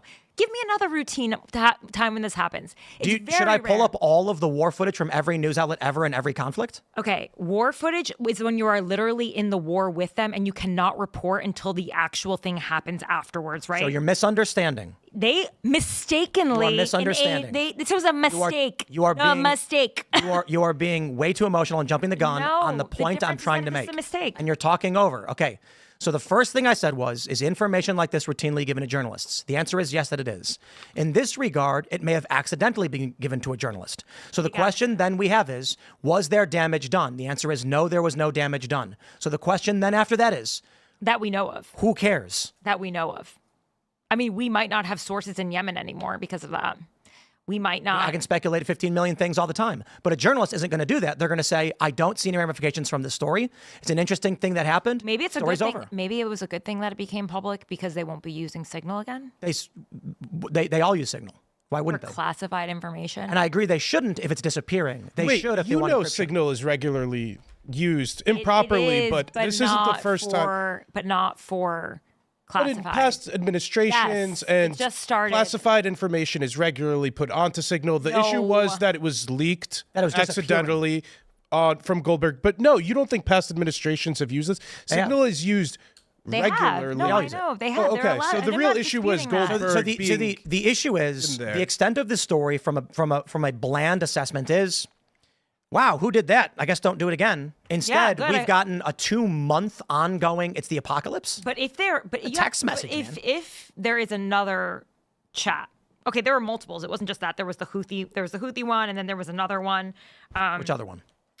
Mike Waltz set up a second chat chain. Are you saying Signals in general? Yes.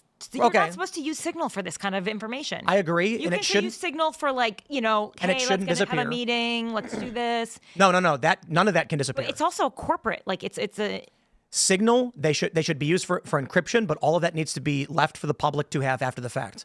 The problem with Signal is that they're disappearing public records. They shouldn't be doing that. Exactly. That's a national previous administrations had done it as well, and no one should be doing it. Exactly. Use of Signal is fine so long as they don't delete the messages. I agree with you. I believe in holding on to records, and that is a violation of the National Records Act. We'll jump to the next story here.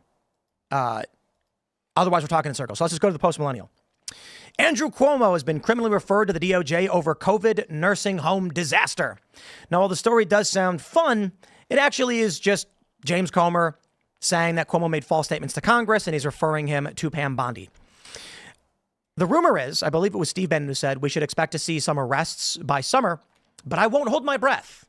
So seeing this story does make me feel, I would say, the dried, withered husk of hope that's just disheveled and lying within my core, maybe pulsed once as soon as this story popped up. But again, does anybody really think they're going to indict Cuomo? No, because he's going to be mayor.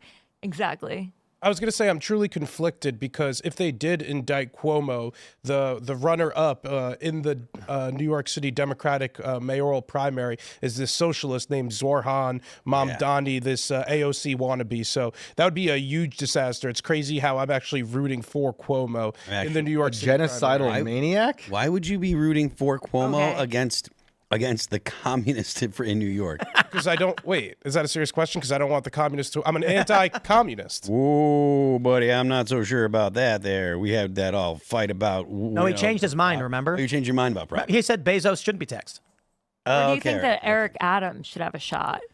Because he doesn't have a shot in the race. I just think Cuomo should be in prison. Yeah. For this.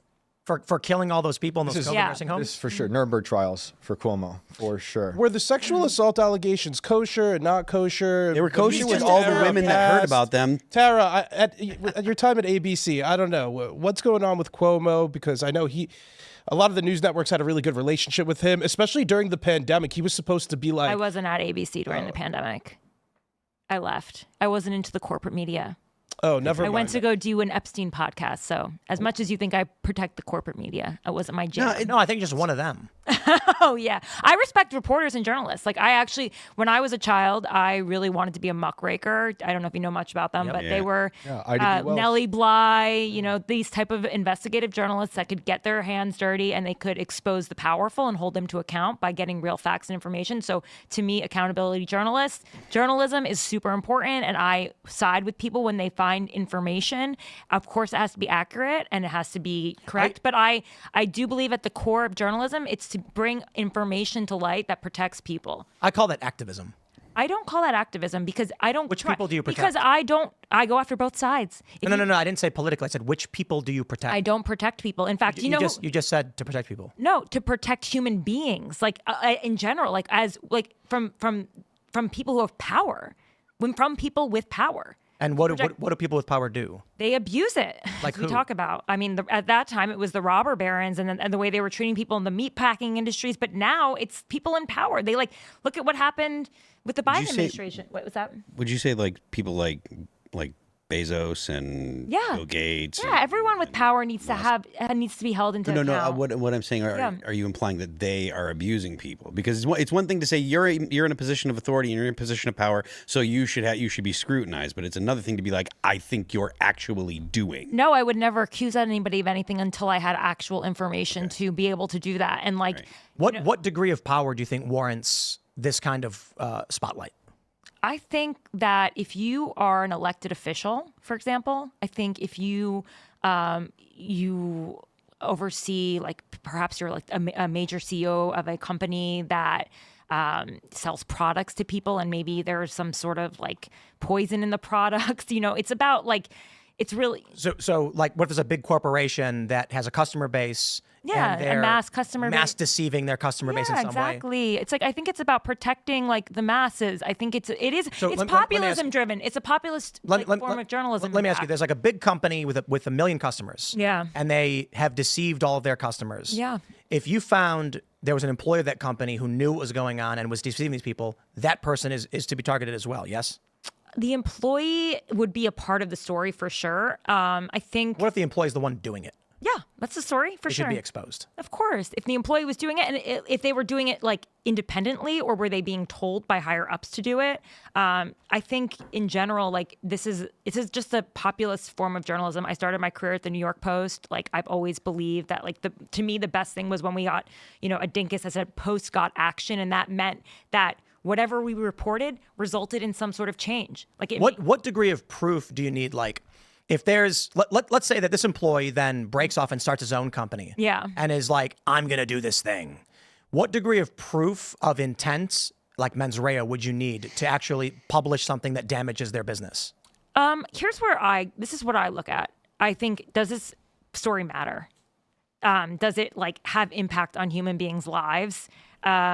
I think about the sources. I consider my sources. And also, I have a reputation. I've been doing this for 15 years, and I want to make sure that people, when they read my stuff, they're like, oh, yeah, that shit's legit. In the same way that when I saw that New York Times article, I saw the bylines, and I was like, oh, I've worked with those people before. They're legit, and others aren't. You know what I mean? So let me ask you, of this company where the guy, he comes out, he's doing this, what do you think they should do?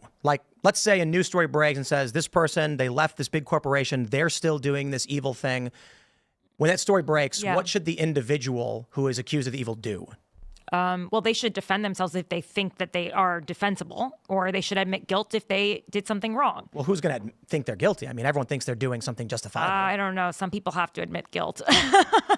I mean, it's some people they don't admit guilt, or they just say no comment, or they hide. It's not if they sometimes you have something on tape and it's almost undeniable. I mean, in these AI times, it's hard. What if they weren't intentionally deceiving the customers, but they were just wrong the whole time? I mean, it's something it'd be a nuance in the story. Should they shut their company down and say, wow, I can't believe I did that? I think that it depends on the story. Like, I think it really depends on, I think there are shades of gray in everything in life. Like, I know it's easy. We want to live in this world where there's an answer for everything, but there isn't an answer for everything. Sometimes you have to make calls. You have to make decisions based on what the evidence shows you. What if the reporting destroys this person's life? They lose their job, they get canceled, all that stuff, and they never intentionally did something wrong. They just didn't realize what they were doing was wrong and hurting people. I mean, Still, how much power does this person have that they don't know what they're doing is wrong? And it's like, again, it's got to be a story. 1 million customers, they think that they're doing something good, but the product is actually bad, and the people are being lied to. Well, they have to take accountability for what happened. So whether it's an apology and they say, I am so sorry that this happened. I didn't know that the chicken I was selling you had whatever chlorine. I know they use chlorine in chicken actually now, but whatever you want to use, some sort of product. But should they quit? Should they shut down? If it depends on the situation. If it wasn't like, it depends. I don't know. It depends. I guess what I'm saying is like, they may not even have to shut down. They could try to keep going, and they just might lose customers. My argument is, if a story breaks accusing this person of wrongdoing, no one's just going to accept that. Yeah. Right? Yeah. So it's like, what is actually accomplished? What do you mean? It's exposing something that's happening in the world. Like, we can't live in a place where information is like, you need information to make decisions. We need truth. That's power. So let me ask you. Truth is how we protect ourselves. If you got I don't want to live in la la land. If you got a leaked message from this company and like maybe some people who worked with this person, and releasing it would destroy their business, it didn't necessarily show that they were evil, but that what they were doing was probably hurting people. You would release it for sure. If I had the sourcing, if I had done the reporting, if I had gotten down to the story and had as complete a story as possible, including the fact that this person may be unaware of what they're doing, which I would include in the story, allowing the readers to decide, I would, if I thought it was harming the public, I would release it. Yeah, I would, because I think it's important for people to know. And I do think that, like, we don't live in this world that we live in right now if it wasn't for those people who have risked, they risk their own lives to try to report. I hope and I pray that journalist exists and they get you. Why? For what? Well, you worked for the big corporation that was lying to the American people. You started your own company. You still lie to the American people. How do I lie to the American people? Your defense of the corporate news industry. I'm not defending the corporate industry. But I'm just making a point. I'm that not. You but view I haven't yourself done anything. as largely righteous. I'm not righteous. I'm doing this. I have a goal. You think but what's you are wrong with going after- having? What's wrong with having a mission and with having a goal in life? What's wrong with wanting to do the right thing? You said that. The point is, you think you are morally justified in going after these people, and I'm not saying you aren't. But that going means after who? People that you'd view as having power. Power is like... You have power. You have lots of power. You have substantially more power than 99% of the people in this country. And you know what? If I do something wrong and someone finds out about it and they have correct reporting, fine, I will What if you report on a manufacturing business because some guy at the top took a kickback of 10 grand and it results in the company going out of business and 100 employees lose their job, and now a middle class working guy in the middle of the country says, I'm homeless and destitute because of you? I mean, these are complex questions, but Indeed it is, which is my point, is when you say that your intention is to strike... Are you just saying that we shouldn't just not cover powerful people? We should just let everybody run amok? Certainly not. I'm saying you want to be Russia? Like, what do you want? You have a myopic, morally righteous worldview where you think you are true and correct and other people are not. I don't think I'm perfect. No, the point I'm making is, but I have the appropriate response in the Signalgate story would have been to just for Goldberg to just say, "Oh my God." Yeah, right. You can calm down. It would have been for him to just say, "Guys, take me off this chat," instead of destroying the lives over a stupid texting error. Say, "Guys, never let this happen again. It could get people hurt. You shouldn't have put me on it. We'll keep it private."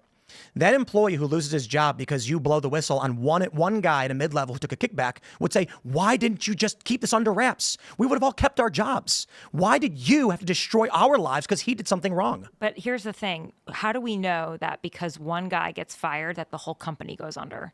How do we know that somebody else doesn't just get promoted and take that job? It looks like 3 people got fired from the DoD because of the Signalgate reporting. Yeah, they'll get another job, I'm sure. And I'm by the sure way, they can learn to code. They'll be fine, right? You said Americans don't care about Signal leak, but apparently 74% of U.S. adults do. And that includes Republicans. That's according to YouGov. And you've also referenced What was the polls. question?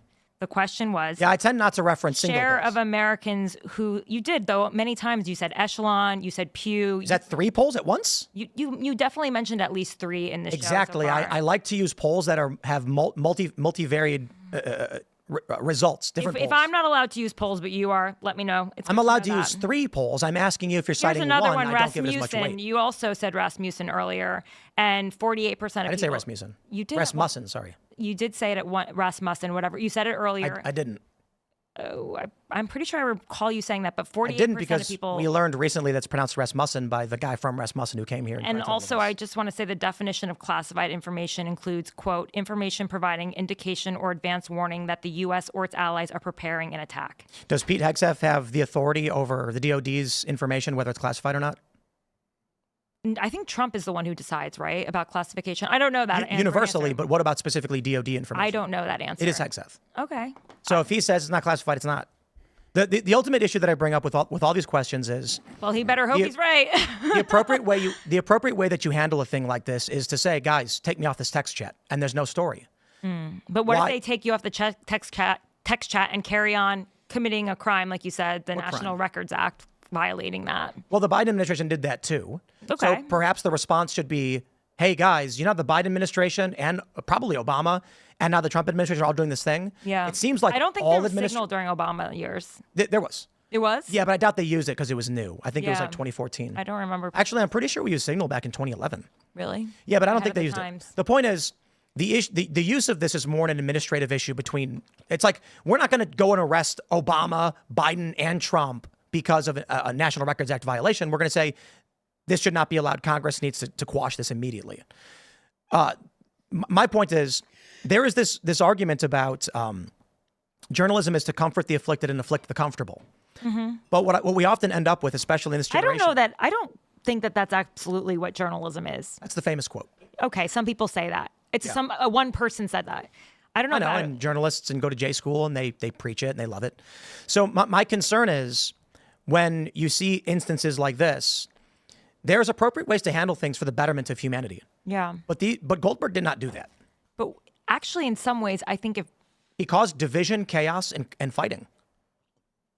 or he showed the American people how That what, a government text works. error happened? How the White House conducts itself, how it's the national security apparatus conducts itself. Errors happen all the time. Trump tweeted "Kafefi."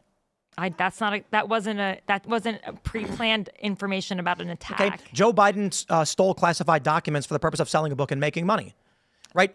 So did Trump. Trump didn't do it to make money. Trump had knickknacks from various boxes from his daily briefings. Whatever they wanted to use it for, both of them did. So did Pence. So did Pompeo. All these guys take their Indeed. classified Only Trump docs. got prosecuted for it. No, I think they tried to. And I agree with you that the Biden thing was pretty weak, just saying he was an old man. And that was the reason they weren't Right. prosecuting him, was pretty pathetic. So it is clear that there are appropriate ways to handle things that minimize damage, solve the problem without causing disarray for the United States. What Goldberg and the media apparatus did with Signalgate and what they're continuing doing now isn't actually solving the problem of Signal being used or of accidentally texting people. It's just it's partisan hackery. How do we know that that hasn't stopped the use of Signal It hasn't stopped the use of Signal. by elected officials? I mean, by appointed officials? According to the 4 anonymous sources, I'm saying, in their view, it's still happening. I don't know that they said it was still happening. I thought that they said it was happening concurrently. I haven't read that. I have to read that. read that The again. other issue on top of this is the second Signalgate story, which again is largely a liberal Democrat phenomenon because the right doesn't care about it. Largely. Yeah, I mean, you can say what people There's care no about. information as to what was in these chats. It's just vagaries. So why is this the news? This is not speaking truth to power. This is not holding anyone to account. This is not a mission. This is partisan nonsense. I don't think it's partisan nonsense. I don't know why you're defending them. They look like fools. I think this is the issue. You believe truth is the defense of Trump. I believe truth is truth. Truth is the defense of Trump? Me saying Wait, I'm a confused. flat statement. We don't know what's in these texts. You said, why are you defending them? I'm not. I'm saying we don't know what's in the texts. We saw the text. They printed it. No. Second Signalgate. Oh, that's still to come. I mean, I have to look at the story. Sure, and see. when the anonymous people want to publish information, maybe they will. We can have a conversation about whether it was good or bad. Okay, let me see if they've actually published. This is the issue with modern journalism today: is that dispassion is viewed as defense of Trump This passion. You're fighting me. This is passion. on truth, not Trump. I'm fighting you against the saying that- media. You're telling me that this journalist should not have actually published these. I don't agree with you on that. I don't agree with you. I'm not talking about the corporate media. Don't try to conflate it. That's what you're trying to do. I think that in this situation, that if I had those messages, I would have done what Jeffrey Goldberg did. Why are you defending Jeffrey Goldberg? Because you're attacking him, and I think that I would have done what he did. I really do. Okay. Well, I'm not defending the Trump administration's use of Signalgate. Okay, I'm happy Or to use hear of that. Signal. Well, that's cool. I'm happy to hear it. Right. So my point is, when you say, why are you defending them? This has been the trope in the Trump era. The thing that you keep saying over and over again is that Americans don't care. So this is just a made-up, manufactured story. It's political. And people don't care. People don't care. People don't care. People don't care. Okay, a lot of people don't care about a lot of things that matter. And we can acknowledge that. We don't know what's in second Signalgate. We'll find out soon. So for what is the purpose of running the story front page in New York Times? Because his wife is on it. How do you know? That's what they're reporting. 4 sources, not one, like you said. 4 anonymous sources. We don't know. We've seen no evidence. Okay. So why are you defending this attack against Trump?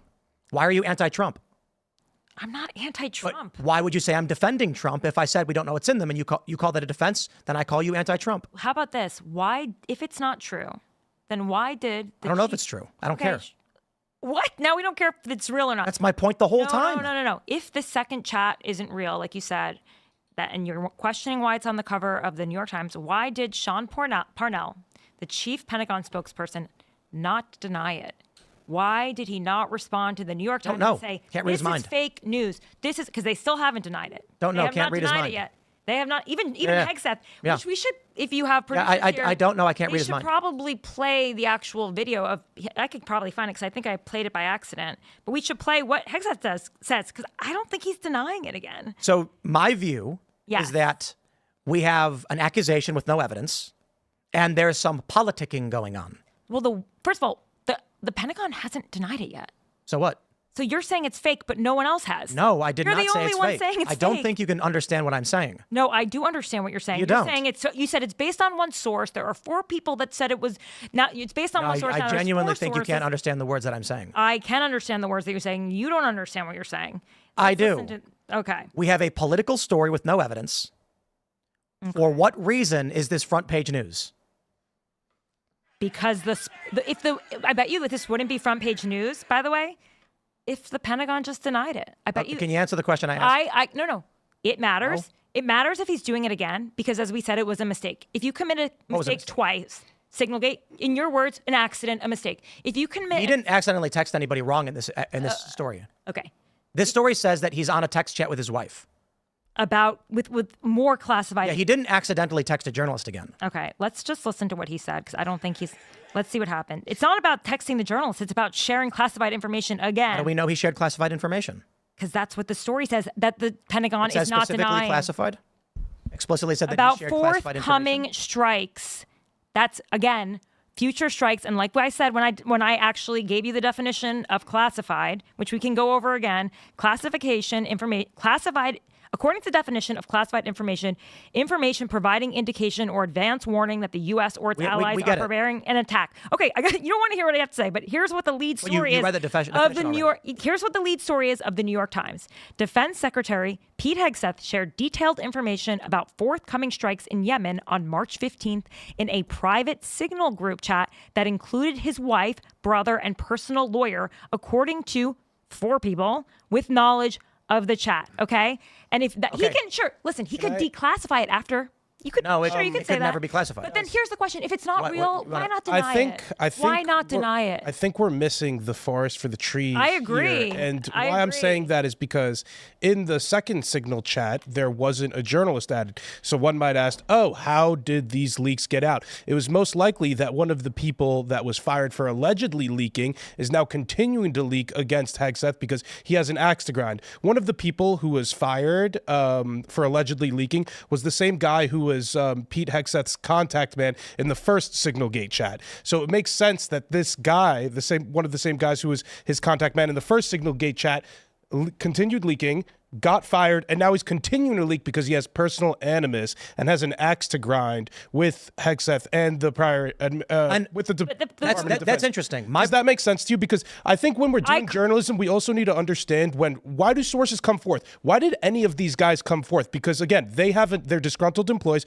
with an axe to grind. You don't think they also are concerned about the way that the Department of Defense is being run? No, not one. You don't I don't think so? they give a shit at all. I think don't these care. I think these are guys who didn't want us to attack Iran and wanted us to and leaked our attack plans to the New York. You think that? Wait.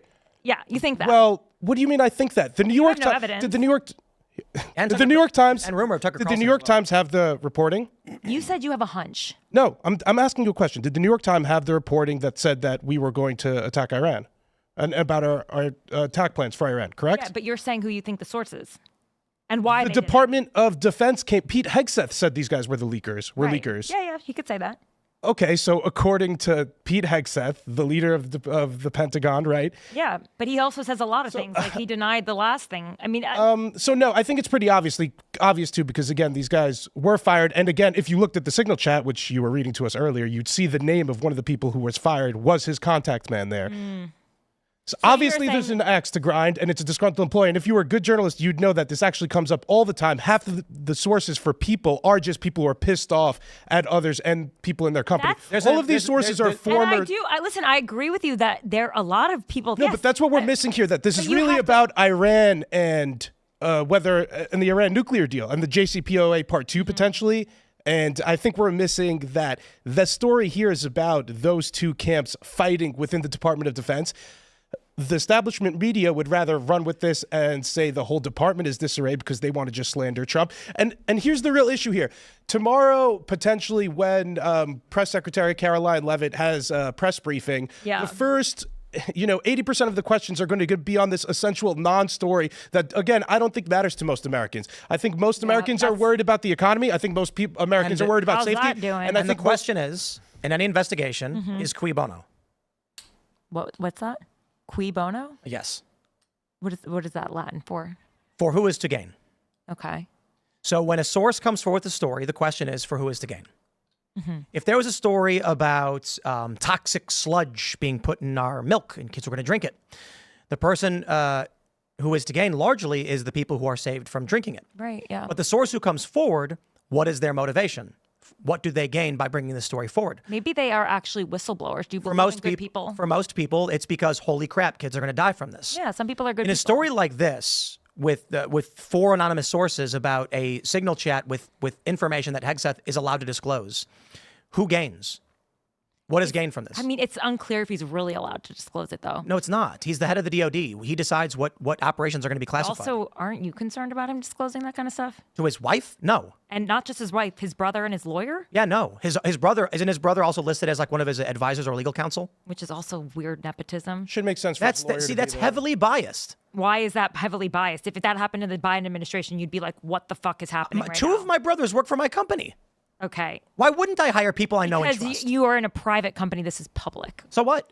This is the government. This is American taxpayers they mention it's in paying his- their salaries. There are did they- anti-nepotism laws out there. You know that, You right? hate this administration No, so much. I don't. Why do you keep saying that? Because I do no matter what comes up, you don't ask basic You questions. want to know why? You just keep Tim, attacking the administration. I'm not a Girl Scout, okay? I don't like any administrations for any reasons. I am here to You're get biased. down to the bottom of it. Not the Trump administration or the Biden administration or any administration. I've never been a cheerleader, okay? This is the This CNN is not ethos. No, it's not. I It don't in fact is. I am listen. Christian Amanpour at News Exchange in Morocco said Okay. that this is the idea that the people in power are always bad. And she went on to add that can't always be the case, can it? I This don't think mentality all that Trump people is in- always evil is No, no, insane. Listen, I'm not saying Hegseth Trump- is wrong no matter what he does. I am not saying that everyone is always wrong, but I think that you need to hold power to account. That is our right. As you define it. Sure, if you think that they're not powerful people, fine. They certainly are, but I think the corporate media is substantially worse. I am not a part of the corporate media. Stop telling me I haven't worked in the corporate When media did in 2 or 3 years when- from now. When in that statement did I say you as part of the corporate media are worse? Because you keep being like, I'm a defender of the corporate media. I'm a defender of journalism. Okay, and sometimes good journalism is committed at corporate media. We define this as factual but not truthful. What do you mean? It means that you will say things that are only technically correct to mislead the audience. I feel like you're doing that all the time. How? I mean, you are actually saying unfactual things too. What?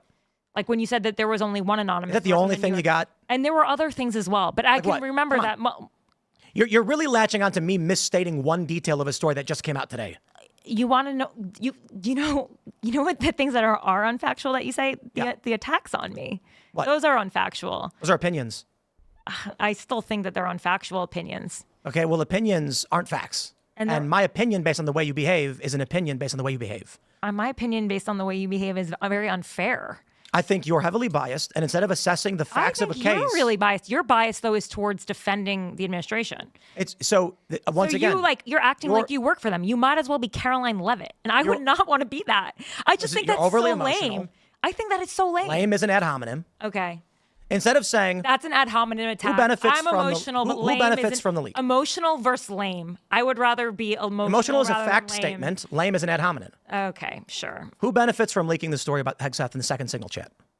What is the purpose of this story? It shows the American people that they are continuing to do the mistake that they did the first time. There's no journalist on this chat. And also, there's no journalist on this chat. Why is his family on the chat? Because he talks to his family. And why does his family need to know in advance about an attack on a country? Maybe he's saying, I'm going to work and I've got a meeting because there's going to be something happening in Yemen. I don't understand why they would need to have the details. You don't know what's in those chats. You are assuming something bad happened without evidence. I'm basing it on the reporting from the New York Times that the chief spokesperson to the Pentagon has not denied yet. And you are assuming it's bad. And until he denies it, I will assume it is true. Why are you assuming it's bad? Why are you assuming it's bad? It sounds great. Why are you assuming it's a bad thing? I think it's a great thing. No, it's not a great thing for to share details of an attack with your family members. You don't know what's in the texts.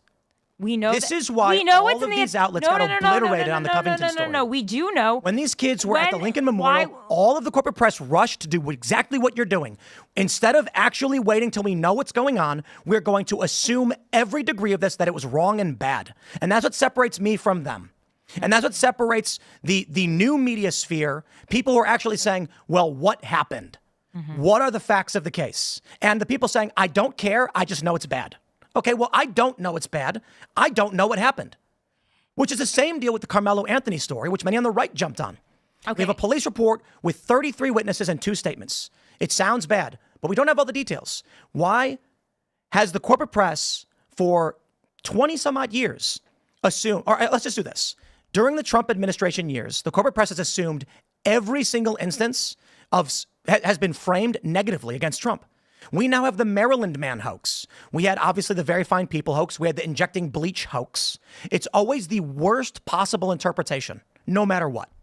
Mm-hmm. Why couldn't Jeffrey Goldberg say, guys, don't put me on this chat? And there's not a story that doesn't need to be brought up. Okay, I just found something that I remembered. So with the whole thing with Goldberg, right? He didn't want to have to reveal the text, is what he said. He said if he had any regrets about how the story played out, he said that he wished the Trump administration hadn't challenged his first story, forcing him to write a second one with the compromising details. So what? Why did they have to deny it if it was real? Deny what? That it was war plans? Deny all of it. They denied that there were war plans. No, they denied that day 3 after the plans came out. What was you never played for us the audio of him actually saying it never happened. By the way, qui bono means who benefits. Right, to whom benefits. Okay. It's Latin. If you want to phrase it one way or the other, fine. Okay, but here they denied it all. They called him a slime ball. They denied it, and then because of that, because he denied it, because they all denied it, the next day just published the text. What was his direct verbatim statement about what was included in the text? That was semantics. Like everyone who is watching this is smart. I asked you a fact question. Plans versus attacks. That's not what I asked. Plans versus attacks. I asked you what he said was included in it, the specific details. I'm sorry. What are you asking about, the first story or the second story? The first story, Jeffrey Goldberg says, it includes this specific information. Yeah. He didn't give the information, though. He did outline it. He generalized it. Was he wrong? No, he wasn't. No. He said it included locations. It did. It did not. Yes, it did. It said the apartment of the guy and his girlfriend. Apartment. Which one? Do you want me to go over and read this over again? Because I feel like your listeners are going to be bored. Does the word apartment identify which apartment and where? Dude, I'm going to play it. I'm going to read it again if you're going to make me do this. Because you can't understand that house. I'm going to go to a house. Does that tell you where and when I will be somewhere? What city I'll be in? What state I'll be in? What country? Okay. So to say that we have the locations of strikes and then you don't have them?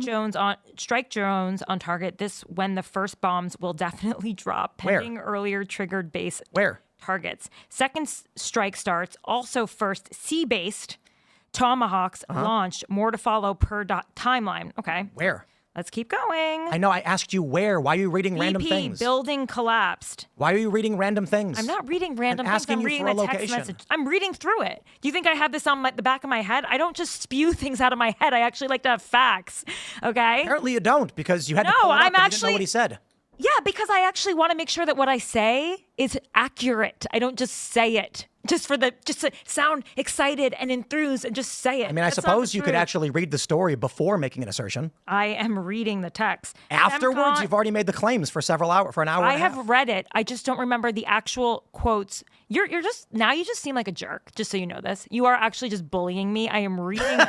CENTCOM was. I don't know the story, so you're being a bully. I'm not saying I don't know the Come story. on, I gotta look it up. Okay, so I'm reading it. CENTCOM was/is on point. Great job, all. More There's strikes no going location on in for the texts. hours tonight. Okay. There's no location. He was wrong. That's the point. You didn't even remember what was said, but you were asserting a fact without checking. Hold on a second. The location is not included. Location and weapons were not included in the story.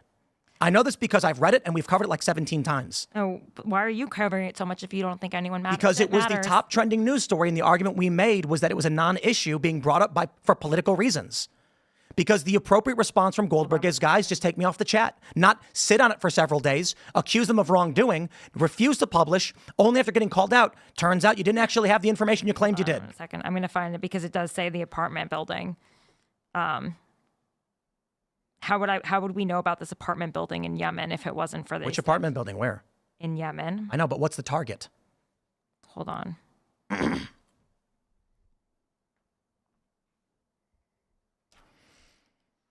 All right. We're going to go, while you're doing that, we got to grab a sponsor before we go to our super chats. My friends, AMAC, AMAC, advocacy, very cool. I was actually surprised to hear this. Did you guys know the AARP has promoted Drag Queen Story Hour events? This is terrible news. Bill might know For real, for real. I just got my first AARP mailer. No. I don't. None of that. None of that. So it's amac.us/Timcast. You can join. Let me say this. I read that and I looked it up. And they did and they do. This is the same group that claims to represent America's seniors, but they've backed radical left-wing causes for years. They supported Obamacare, opposed Trump tax cuts. They're pushing a progressive agenda that most people never signed up for. That's why there's AMAC, the Association of Mature American Citizens. It's a conservative alternative to AARP. It's not just for seniors. Anyone can join, no matter your age. AMAC fights to protect Social Security, election integrity, and stand up for American values in Washington. Plus, members get serious perks, discounts on travel, insurance, prescriptions, and their award-winning AMAC magazine actually respects the truth in your values. Right now, you can get a 5-year membership for just $31. That's 47% off the regular price, but only until April 30th. Unlike AARP, your dues won't fund woke nonsense. They help AMAC fight for the country you believe in. Go to amac.us/Timcast. Join today. That's amac.us/Timcast. Shout out. We really do appreciate the sponsorship. We'll grab your chats. Don't forget, we're going to have the members only uncensored show coming up in about a half an hour. I'm not going to be here.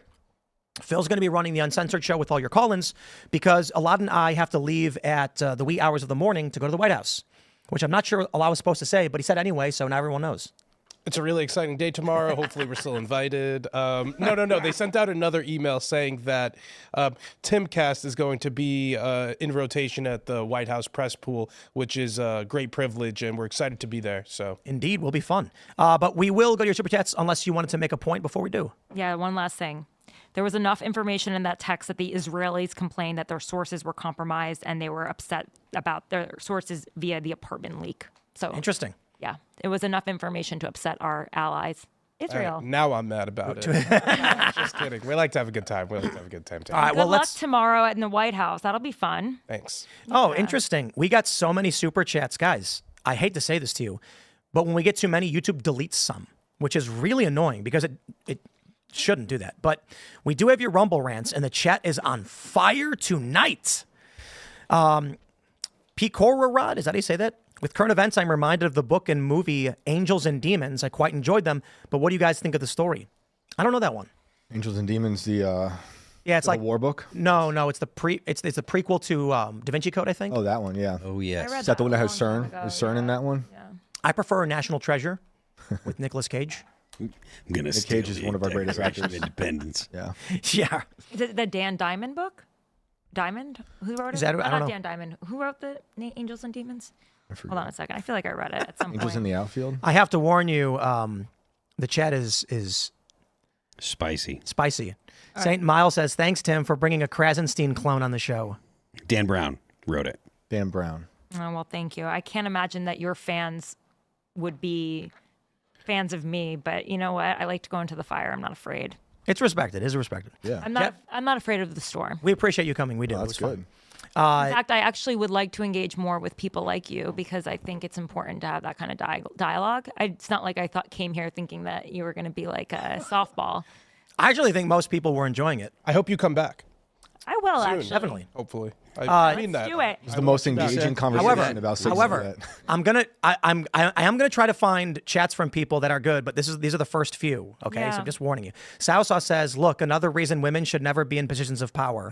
All emotion, no actual argument, and plays the I'm not able to speak on this BS. Or I don't just shoot out bullshit out of my mouth. I like to be backed up. Or maybe women want to be substantial and have substantial arguments. They don't just say things with confidence and then everyone's like, yeah, she's right.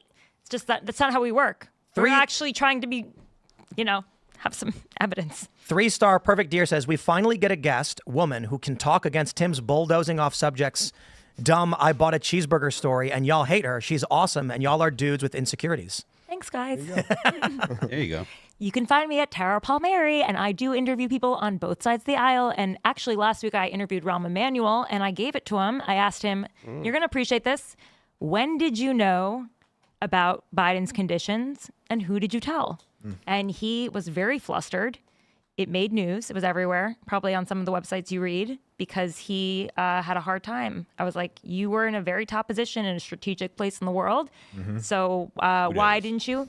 Yeah. And then he said to me, I was like, are you going to run in 2028? Because that's obviously why he's on podcasts. And he was obviously very squirmy about that. And I was just like, stop being a politician. How long ago was that? It was last week.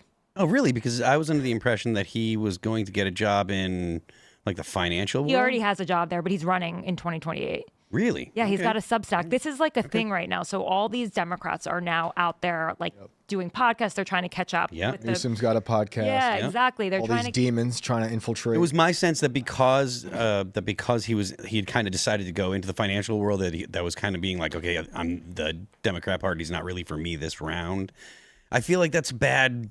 That's a bad vibe if you're in the financial world, especially No, now. yeah. Democrats. I mean, Okay, he not only is working in the financial world, he works for the Washington Post and CNN. I mean, it's just such a weird. I think they're like 15 years behind the Republicans right now when it comes to media, and they're catching up, and it's really awkward and kind of like, listen, I'm happy to have guests on my show, but I do look at it and I'm just like, that you can't come on here and think I'm just gonna like nod at. I think every single person who worked for Biden needs to answer in their first question, what did you know? When did you know it? And why didn't you say anything? The crazy thing to me about liberal And that's podcasters- accountability. That's accountability. The crazy thing about liberal personalities and podcasters to me is that they have arguments they can make that they never do. Like the arguments they present are usually like half-brained and easily dismantled. And I'm just like, Who's like one of the liberal podcasters that you pay attention to and watch? Pac-Man. Bill Maher. Would you call him a podcaster though? He's more of a Bill Maher? Bill Maher, I wouldn't call it. He's a podcaster now, but Bill Maher's issue is not so much that he's got bad, like his arguments are easily debunked. It's that he's missing a lot of the facts. He's trying though. So I do think for him, He's also a comedian. well, he hosts one of the premier political talk shows in the country for the past Right. 50 Comedians That's not true. talk about war. What was that? I was just gonna say. No, like Bill comedian, Bill are you from my Maher. camp? Bill Maher is not. I don't think it's fair to call him a comedian. Okay. And what I mean by that is he is a political commentator and comedian. And I believe comedian is the subset because his principal shtick for his whole life, as long as I've known him, I should say, since I was a kid, with Politically Incorrect, has always been talking about politics and then being kind of funny about it. He's a comedian like Colbert's a comedian. Like they're late night guys. No. Like Colbert is literally just a comedian. Colbert's a propagandist, but Sure. My point is funny. Colbert, John Oliver, they're writing jokes and trying to jam politics into it. Right. Bill Maher is talking politics and then trying to sometimes make a joke. So I view Bill Maher first as a a pundit, political commentary guy. yeah, he has monologues though on his show. Indeed. Like they try to be funny, and he does stand up, but it's like you never think of his stand up. He actually Right. trained in comedy though for most of his life. I know. Yeah. But my point is, what is your principal role? And for Colbert, it's Colbert is a talk show. It's entertainment. It's whatever. So he's a comedian, and they do some politics. John Oliver, it's make jokes but make it political. Bill Maher is talk politics on Friday night with a variety of high-profile political guests, and then do a monologue or something after like before or after the fact. Yeah. So the show is largely political. All right, let's grab. Kay Shiloh Williams says, "Quote: I respect those reporters. First mistake: journalists are worthy of nothing but contempt. A den of snakes to the last."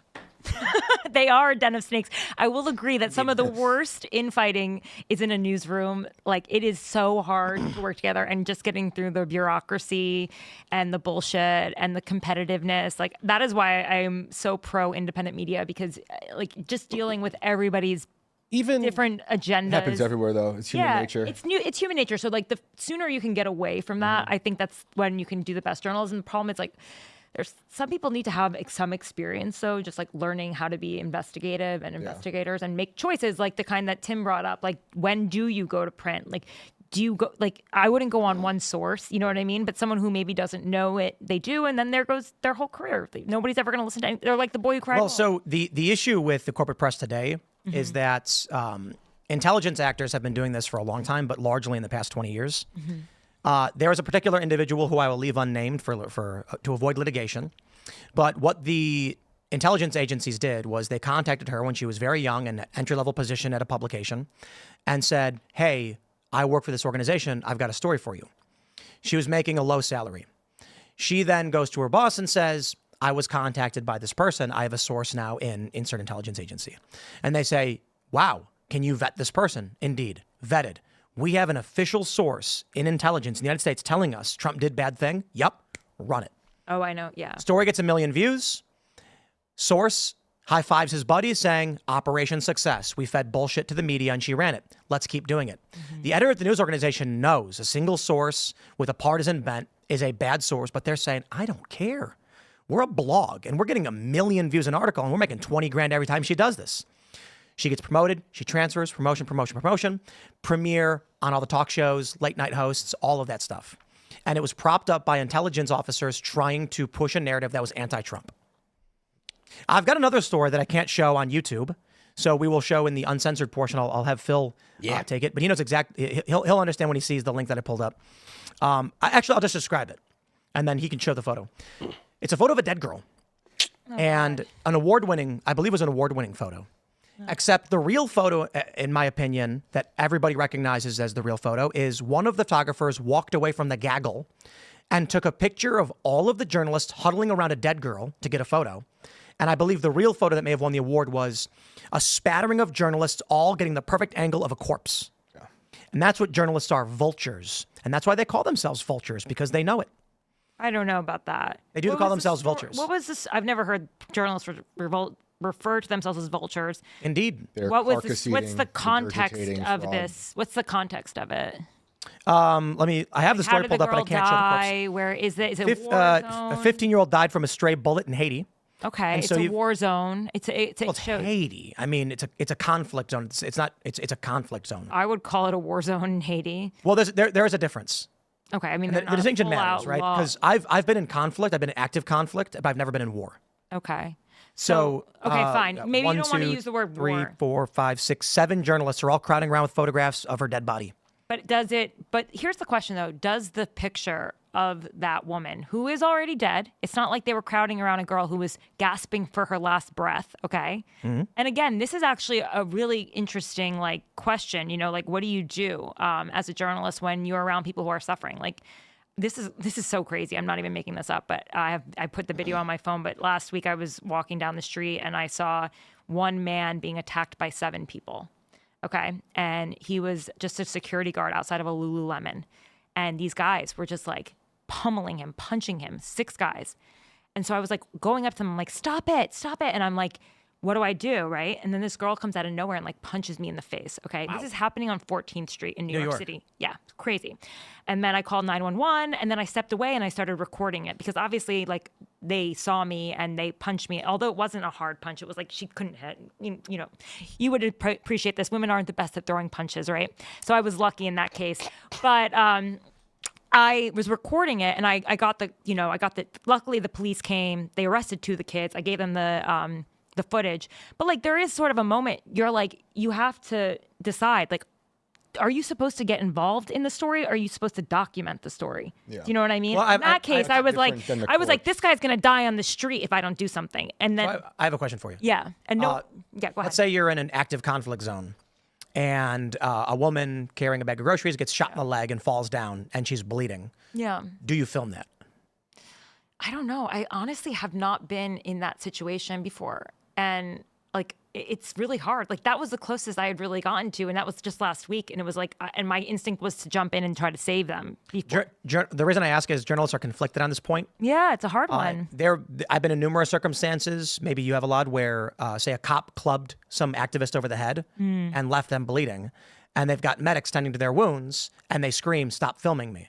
And the journalist on scene, so this actually happened in Chicago during NATO protests 10 years ago. There was a group of protesters. The cops were pushing the group out. Don't know how it started. I'll blame the protesters when they actually start the violence, but I don't know who did at this point. One of the guys got hit in the head by a cop with a billy club. They were bleeding, brought to the side. And then journalists started crowding around filming. And the person started screaming, "Get away from me, stop filming me." The medic said, "Stop filming him." And the journalist said, "We have to film this. We have to show the world what they're doing." So then the activists physically attacked the group of protesters, formed a line and then screamed, "Charge the journalists," and started attacking the journalists. No, I mean, listen, it's a hard situation to be in. I don't know. Yeah. But I think you can't like paint that entire profession. Listen, journalists have the very low approval rating. They already have about 23%. They're basically at Congress level. A couple of things on this. As somebody who's been field reporting for over 5 years, and my experience with other journalists in the field makes me totally self-loathing. A lot of these reporters and camera people are absolutely some of the worst people you could imagine. Tim's spot on when he was describing them as vultures. I do come across some moral quandaries, though, in my reporting. So, for example, protesters do get mad at me when I film them doing illegal stuff. And do they have the right to be? Probably not. Is it understandable, though? Guys, maybe because... Here you go. You want to just read that for me? It's too small. A secret Facebook... Oh, no, start from the beginning. The Vulture Club refers to a secret Facebook group for freelance journalists to share information and resources related to news production, particularly concerning fixers, safety, and other aspects of international news gathering. It is a platform where journalists can ask for advice and connect with other freelancers who have experience in specific regions or situations. Is it tongue-in-cheek, or is this really like... Why pick with a grain of truth? No.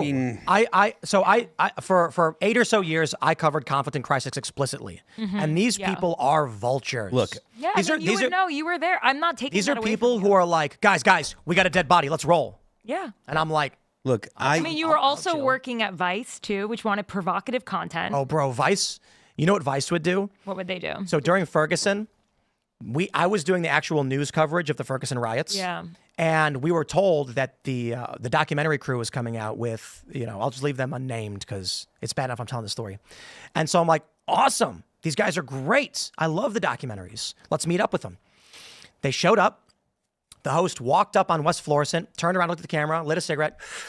The riots are getting pretty intense, but we're going to stick with it. And, we'll see how these things play out. Put cigarette out. All right. We'll see you guys. We got a flight. That was it. The rest was B-roll. Something like that. But here's the question. I love it. Here's the question, Tim. Do you think there should be no journalists? There should be journalists. Okay. But there should be real journalism. Okay. And what's real journalism to you? Truth, facts, data. Okay. And that's what we're all trying to do, right? No. Not even close. Yeah. I think 90% of journalists I mean, you should know, even in the spaces that I occupy, it seems like everybody has an axe to grind. Everybody's politically motivated. Nobody just seeks. You know what actually bothers me more than having an axe to grind, to be honest, is not actually pushing hard enough. Like people who are going for agenda journalism, that to me is not agenda, access journalism to me is the worst type of journalism. I agree. Oh, yeah. That is when you are trying to get interviews and you are willing to look past things and you're just trying to cozy up to people. That's literally the whole media of the entire Biden administration. We all agree. We all agree. I do not let me like ask you a media. question. Why do these journalists, why are they attacking us so mercilessly for simply being at the White House? I don't think you should be attacked. In fact, I've said this. I said it on TMZ. No, I'm not saying you do. I'm asking why they're doing it. I think That's not journalism, right? No, here's the thing. The New York Times did it. I think that here's the facts. The media has changed so much, and that the room does not reflect that change. The room does not reflect the fact that you have 1 million or so, maybe more, people watching you on YouTube, that you have a huge reach that is probably bigger than a lot of the people in that room, especially at the state of the media that it is right now. So it needs a revamp. Absolutely. There's no doubt about that. And there's not a lot of space. They need to blow up that whole newsroom completely and create a bigger newsroom. I think there's but it's not about you guys. It's not about you, and it's not about you being in there. It's about the idea. I think that the administration gets to pick the pool, and when you hand over the keys to the administration, that's the problem. But so the issue we have is let's start with the very fine people hoax. Are you familiar with that? What do you mean? Every major news outlet reported that Trump called neo-Nazis very fine people, which he did not. He said there were good people on both sides. He said, and I'm not talking about the neo-Nazis or the white nationalists because they should be condemned totally. Is that the full quote? Yes. Oh my goodness. You didn't know that. I mean, I have to look back on it. Wait, can you pull up the video of it just so you know, because we're wrong about the Hickseth stuff.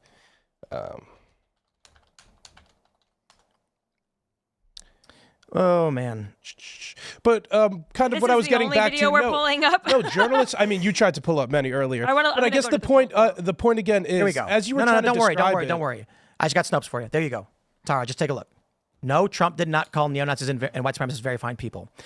I mean, this is how Biden launched his campaign.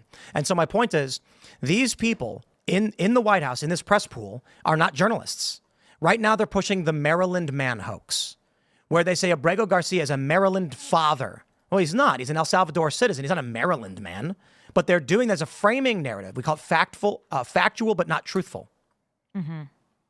All right, I got to ask you the rudest question. Go you ready? for it. I thought. No. Let me really buckle up. Jonathan Foreman says, Tim, ask her, how would she have felt if she didn't have breakfast yesterday? Let me think about that. I had breakfast yesterday. Probably not great today. What is that supposed to mean? Is that some sort of a pun or something dirty that I don't understand? Nope. No. Just as factual as. I give you a C+. I think you answered it correctly. What do you mean? You said I probably wouldn't feel that good. Oh, yeah. The question is to it's part of a meme related to an individual who claimed to be a prison psychotherapist, psychologist, who said that people with IQs under 80 can't understand conditional hypotheticals. And so they would go to prisons and ask a prisoner, an inmate, if you did not have breakfast yesterday, how would you have felt? And they say things like, but I did have breakfast. And they would say, yes, but if you did not, how would you have felt? They go, what do you mean? I had breakfast. Failing to understand the conditional hypothetical signifies a lower perspicacity, as it were. Oh, well, thank you. I appreciate that, as I'm sure they're also like, She passed- she's a fucking She idiot. passed, boys. She said I probably wouldn't have felt great. But also, yeah. I'm sure there are just as many people saying nice things about you, Tara. Oh, I'm sure they love Well, I try to rate them when they're saying, Tim you Socks. guys. You guys are, or gay. you're not getting a fair representation in me, but that's okay. That's okay. I came into the lion's den, but I'm a lioness, okay? What is going on? Keep going. I want more questions. Go for it. All right. L33B says, have you heard of Palmer Luckey? He created the Oculus Rift and got fired by Facebook for supporting Trump in 2016. He would be a great guest. Indeed, he would. And I've actually talked to him before. He is Matt Gaetz's brother-in-law too, right? Really? Yep. Yeah. He's Matt Gaetz's brother-in-law. Wait, what? Yep. You can see it in his Wikipedia page. I'm not making it up. And Palmer Luckey is there's a story that said that Palmer Luckey, Elon Musk, and the guys from Palantir are going to be the ones that are doing the Ohio, the Golden Dome. Yeah, but Elon denied that. Can I ask you a question? Sure. Anduril, I think, is the name of his company. When was the last time that you criticized Elon Musk? Probably recently. I don't know.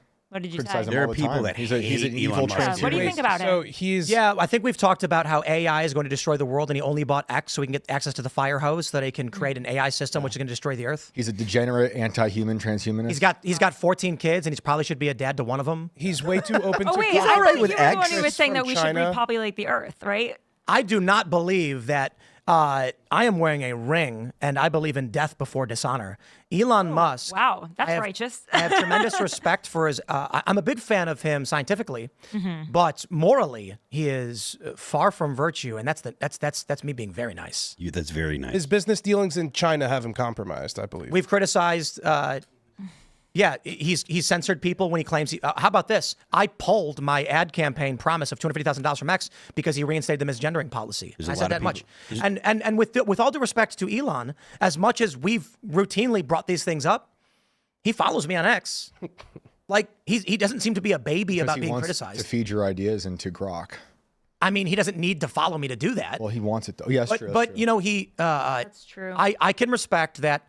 We have criticized him over his misgendering policy, his censorship in Brazil. We've criticized him over being a dad to probably like they say 14, but it may be more. Yeah, it's conservative. And but I also deeply respect his mission to Mars. I think Tesla is a great company, and I can respect that as long as you're actually reporting accurately, even if you're critical. Yeah. He seems to be fine with it. And the left hates him for all the wrong reasons. Indeed. Why is that? Because they think he's a Nazi who's going to take over. I think he's going to take over, but he's not a Nazi. I think he's trying to install an AI government because he I wants a even technocracy stated when in he this when he country. when he threw his heart out, how does one accidentally do that? They hate him only because he's associated with Trump. It's Yeah, they literally used to the love only him. reason. They used to It's love not. him. They don't. If it wasn't for the fact I that mean, he he's, says some crazy shit too. they would give him the pass if it wasn't for him being involved in politics. Okay. They did though. They Oh, bought- yeah, yeah. They made Tesla the biggest electric car manufacturer in the world. Listen, I don't disagree. If he gave $250 million to the Democrats, we wouldn't be talking about it. Yeah, right now. absolutely. Of course. He could Yeah, I do agree. whatever he Well, wants. we should But- be if because he's creating the apparatus for AI to funnel into the military. Ooh, ask me when the last time I criticized Trump was. Yeah, when was When he bombed Yemen recently. And I have an interview with him where I asked him about Yemen and how Obama killed an American citizen. And Trump said, you don't have to do that. We can negotiate this. And I said, we don't want war with Yemen. No one's declared it. And he agreed. And then he does it. And we're not happy about that. But the issue is with Trump, the Trump administration and the people in his sphere, Charlie Kirk, for instance, they don't get mad if you criticize them. They get mad if you lie about them. Yeah. If I say Charlie Kirk is wrong on TikTok and his flip-flop, I don't. Why did he flip up on TikTok? Charlie doesn't say, screw you, Tim, you're never welcome. He invited us on stage at TPUSA. Yeah. And he's invited, there are a lot of people at TPUSA who are, who are critical of Charlie or critical of people on the right.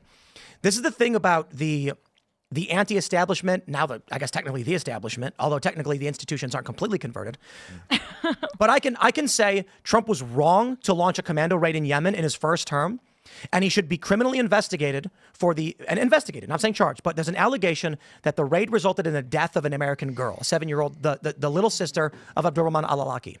Now, the Obama administration admitted to killing Abdurrahman. They should be criminally charged over this admission. The evidence should be compiled. As for Trump, I would welcome an investigation into that. I think the DOJ should investigate it. They're not going to because no one's going to investigate and arrest Obama. Trump would never do it either. But this is why I like Dave Smith, because Dave Smith's a guy. He goes on Fox or whatever, and then he starts arguing about the things that the Democrats are doing wrong, and they go, yeah, well, Trump did a bad thing, and he goes, you're right, he did. I don't like him either. It's like the left thinks everyone who will defend Trump on one issue literally believe everything he does is good. No, I'm actually surprised to hear this that you have. The people who watch this show aren't. Yeah. That's the funny thing about when people on the left say, so we had Ro Khanna on. Yeah. And he said, people warned me not to go on your show. They said it was far right or whatever, but you're actually kind of reasonable, moderate. And I said, really nice. I'm like moderate, some liberal, like. Did you try to fact check him on everything and treat him like you treated me? Yes. Yeah. But it doesn't matter if you're a liberal, conservative, otherwise. If you come here and say something, we'll pull it up. Did you just keep saying you're a liberal, you're a liberal, you're a liberal, you're defending the liberals? I said you said that I'm defending the corporate media over and over again. But I think you missed the point. Okay. You told me I was defending Trump by asking a question about motive, so I said you are attacking Trump, making the point that you are making towards me. What do you mean? I'm not attacking Trump. You said, why are you defending this administration? You're defending the. And I said, the signal gate was no big I'm deal. not defending the administration. I'm asking the question of what is the purpose of the story and why does it matter? I think that it matters. When you countered, I said, if you're making that point at me that I'm defending Trump by saying this, you claiming it matters is you attacking Trump. I wasn't attacking Trump. And I'm not defending him either. You get my point. We're clear. Exactly. That's why I said that. But I think now you understand. But I think the thing that we disagree on is why that story matters. Right. My point is neither of us are defending or attacking the administration for arguing over the merits of a story. But you said I was defending it because I did. So I said you were attacking Trump because you did, which is not to say you're literally, I was making the point. Yeah. But anyway, I digress. We're going to go to that Uncensored show and I'm going to go to bed because I got to wake up at 5:30. I got to leave at 5:30 in the morning. So I got to wake up 7 hours from now, get in a car, drive to DC. And we're doing, I don't know. I'll just leave it at that. I'll leave it at that because I don't know what we were supposed to say or not supposed to say. But Timcast is on the official press announcement. So we're good. Are you doing should we expect the regular show tomorrow as well? Or you don't know? So Libby will be hosting the morning show on the noon live. And I believe that I will be able to record my morning segments as normal. But I'll be doing it from the White House. All right. And we'll be hanging out. Can I ask you what's the first question? For who? For Trump. I'm not talking to Trump. Oh, I thought you were talking to Trump. No. If I'd be lucky enough for him to take questions, I'll make you wait and see. I don't know. But honestly, though, you probably will. I've like you probably three- will get an audience with him. I have 3 or 4 questions. I mean, I've interviewed A lot asked Donald Trump if he knows what a woman is. Yeah, my first question to Caroline Leavitt was, what do they think about pardoning Derek Chauvin? The second one was, what is a woman to Trump? But you have to always be ready for him to let you into the Oval Office to ask a question. So what, if you had a chance, would be your first question? So like right now, boom, I'm being led into the office. It's President Trump, will you allow Hamas to stay in power in a post-war scenario? Question 2 would be, President Trump, do you believe there's any national security concern when it comes to the 250,000? You would not let Hamas I know, but control. well, don't you think it's huge if he says that if he says it, yeah. The significance? No, of course there's. That means the war doesn't stop. Yeah, that's gigantic, actually. That means Israel would have to wipe out Hamas. He literally calls them terrorists every single day. We're over. We got to go to the Uncensored show. Fine.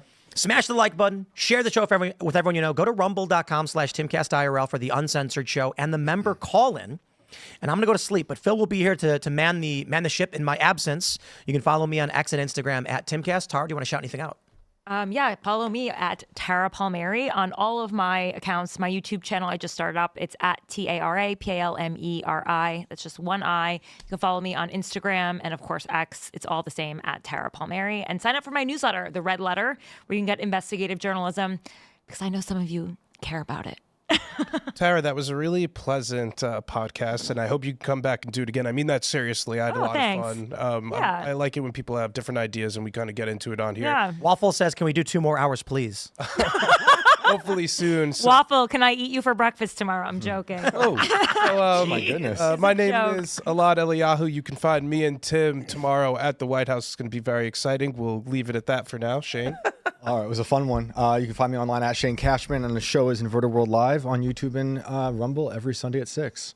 I am Phil That Remains on Twix. I'm Phil That Remains Official on Instagram. The band is All That Remains. New record dropped on January 31st. You can check it out all over the internet on the streaming platforms. The left lane is for crime. We will see you all over at rumble.com/Timcast IRL in about 30 seconds. Thanks for hanging out.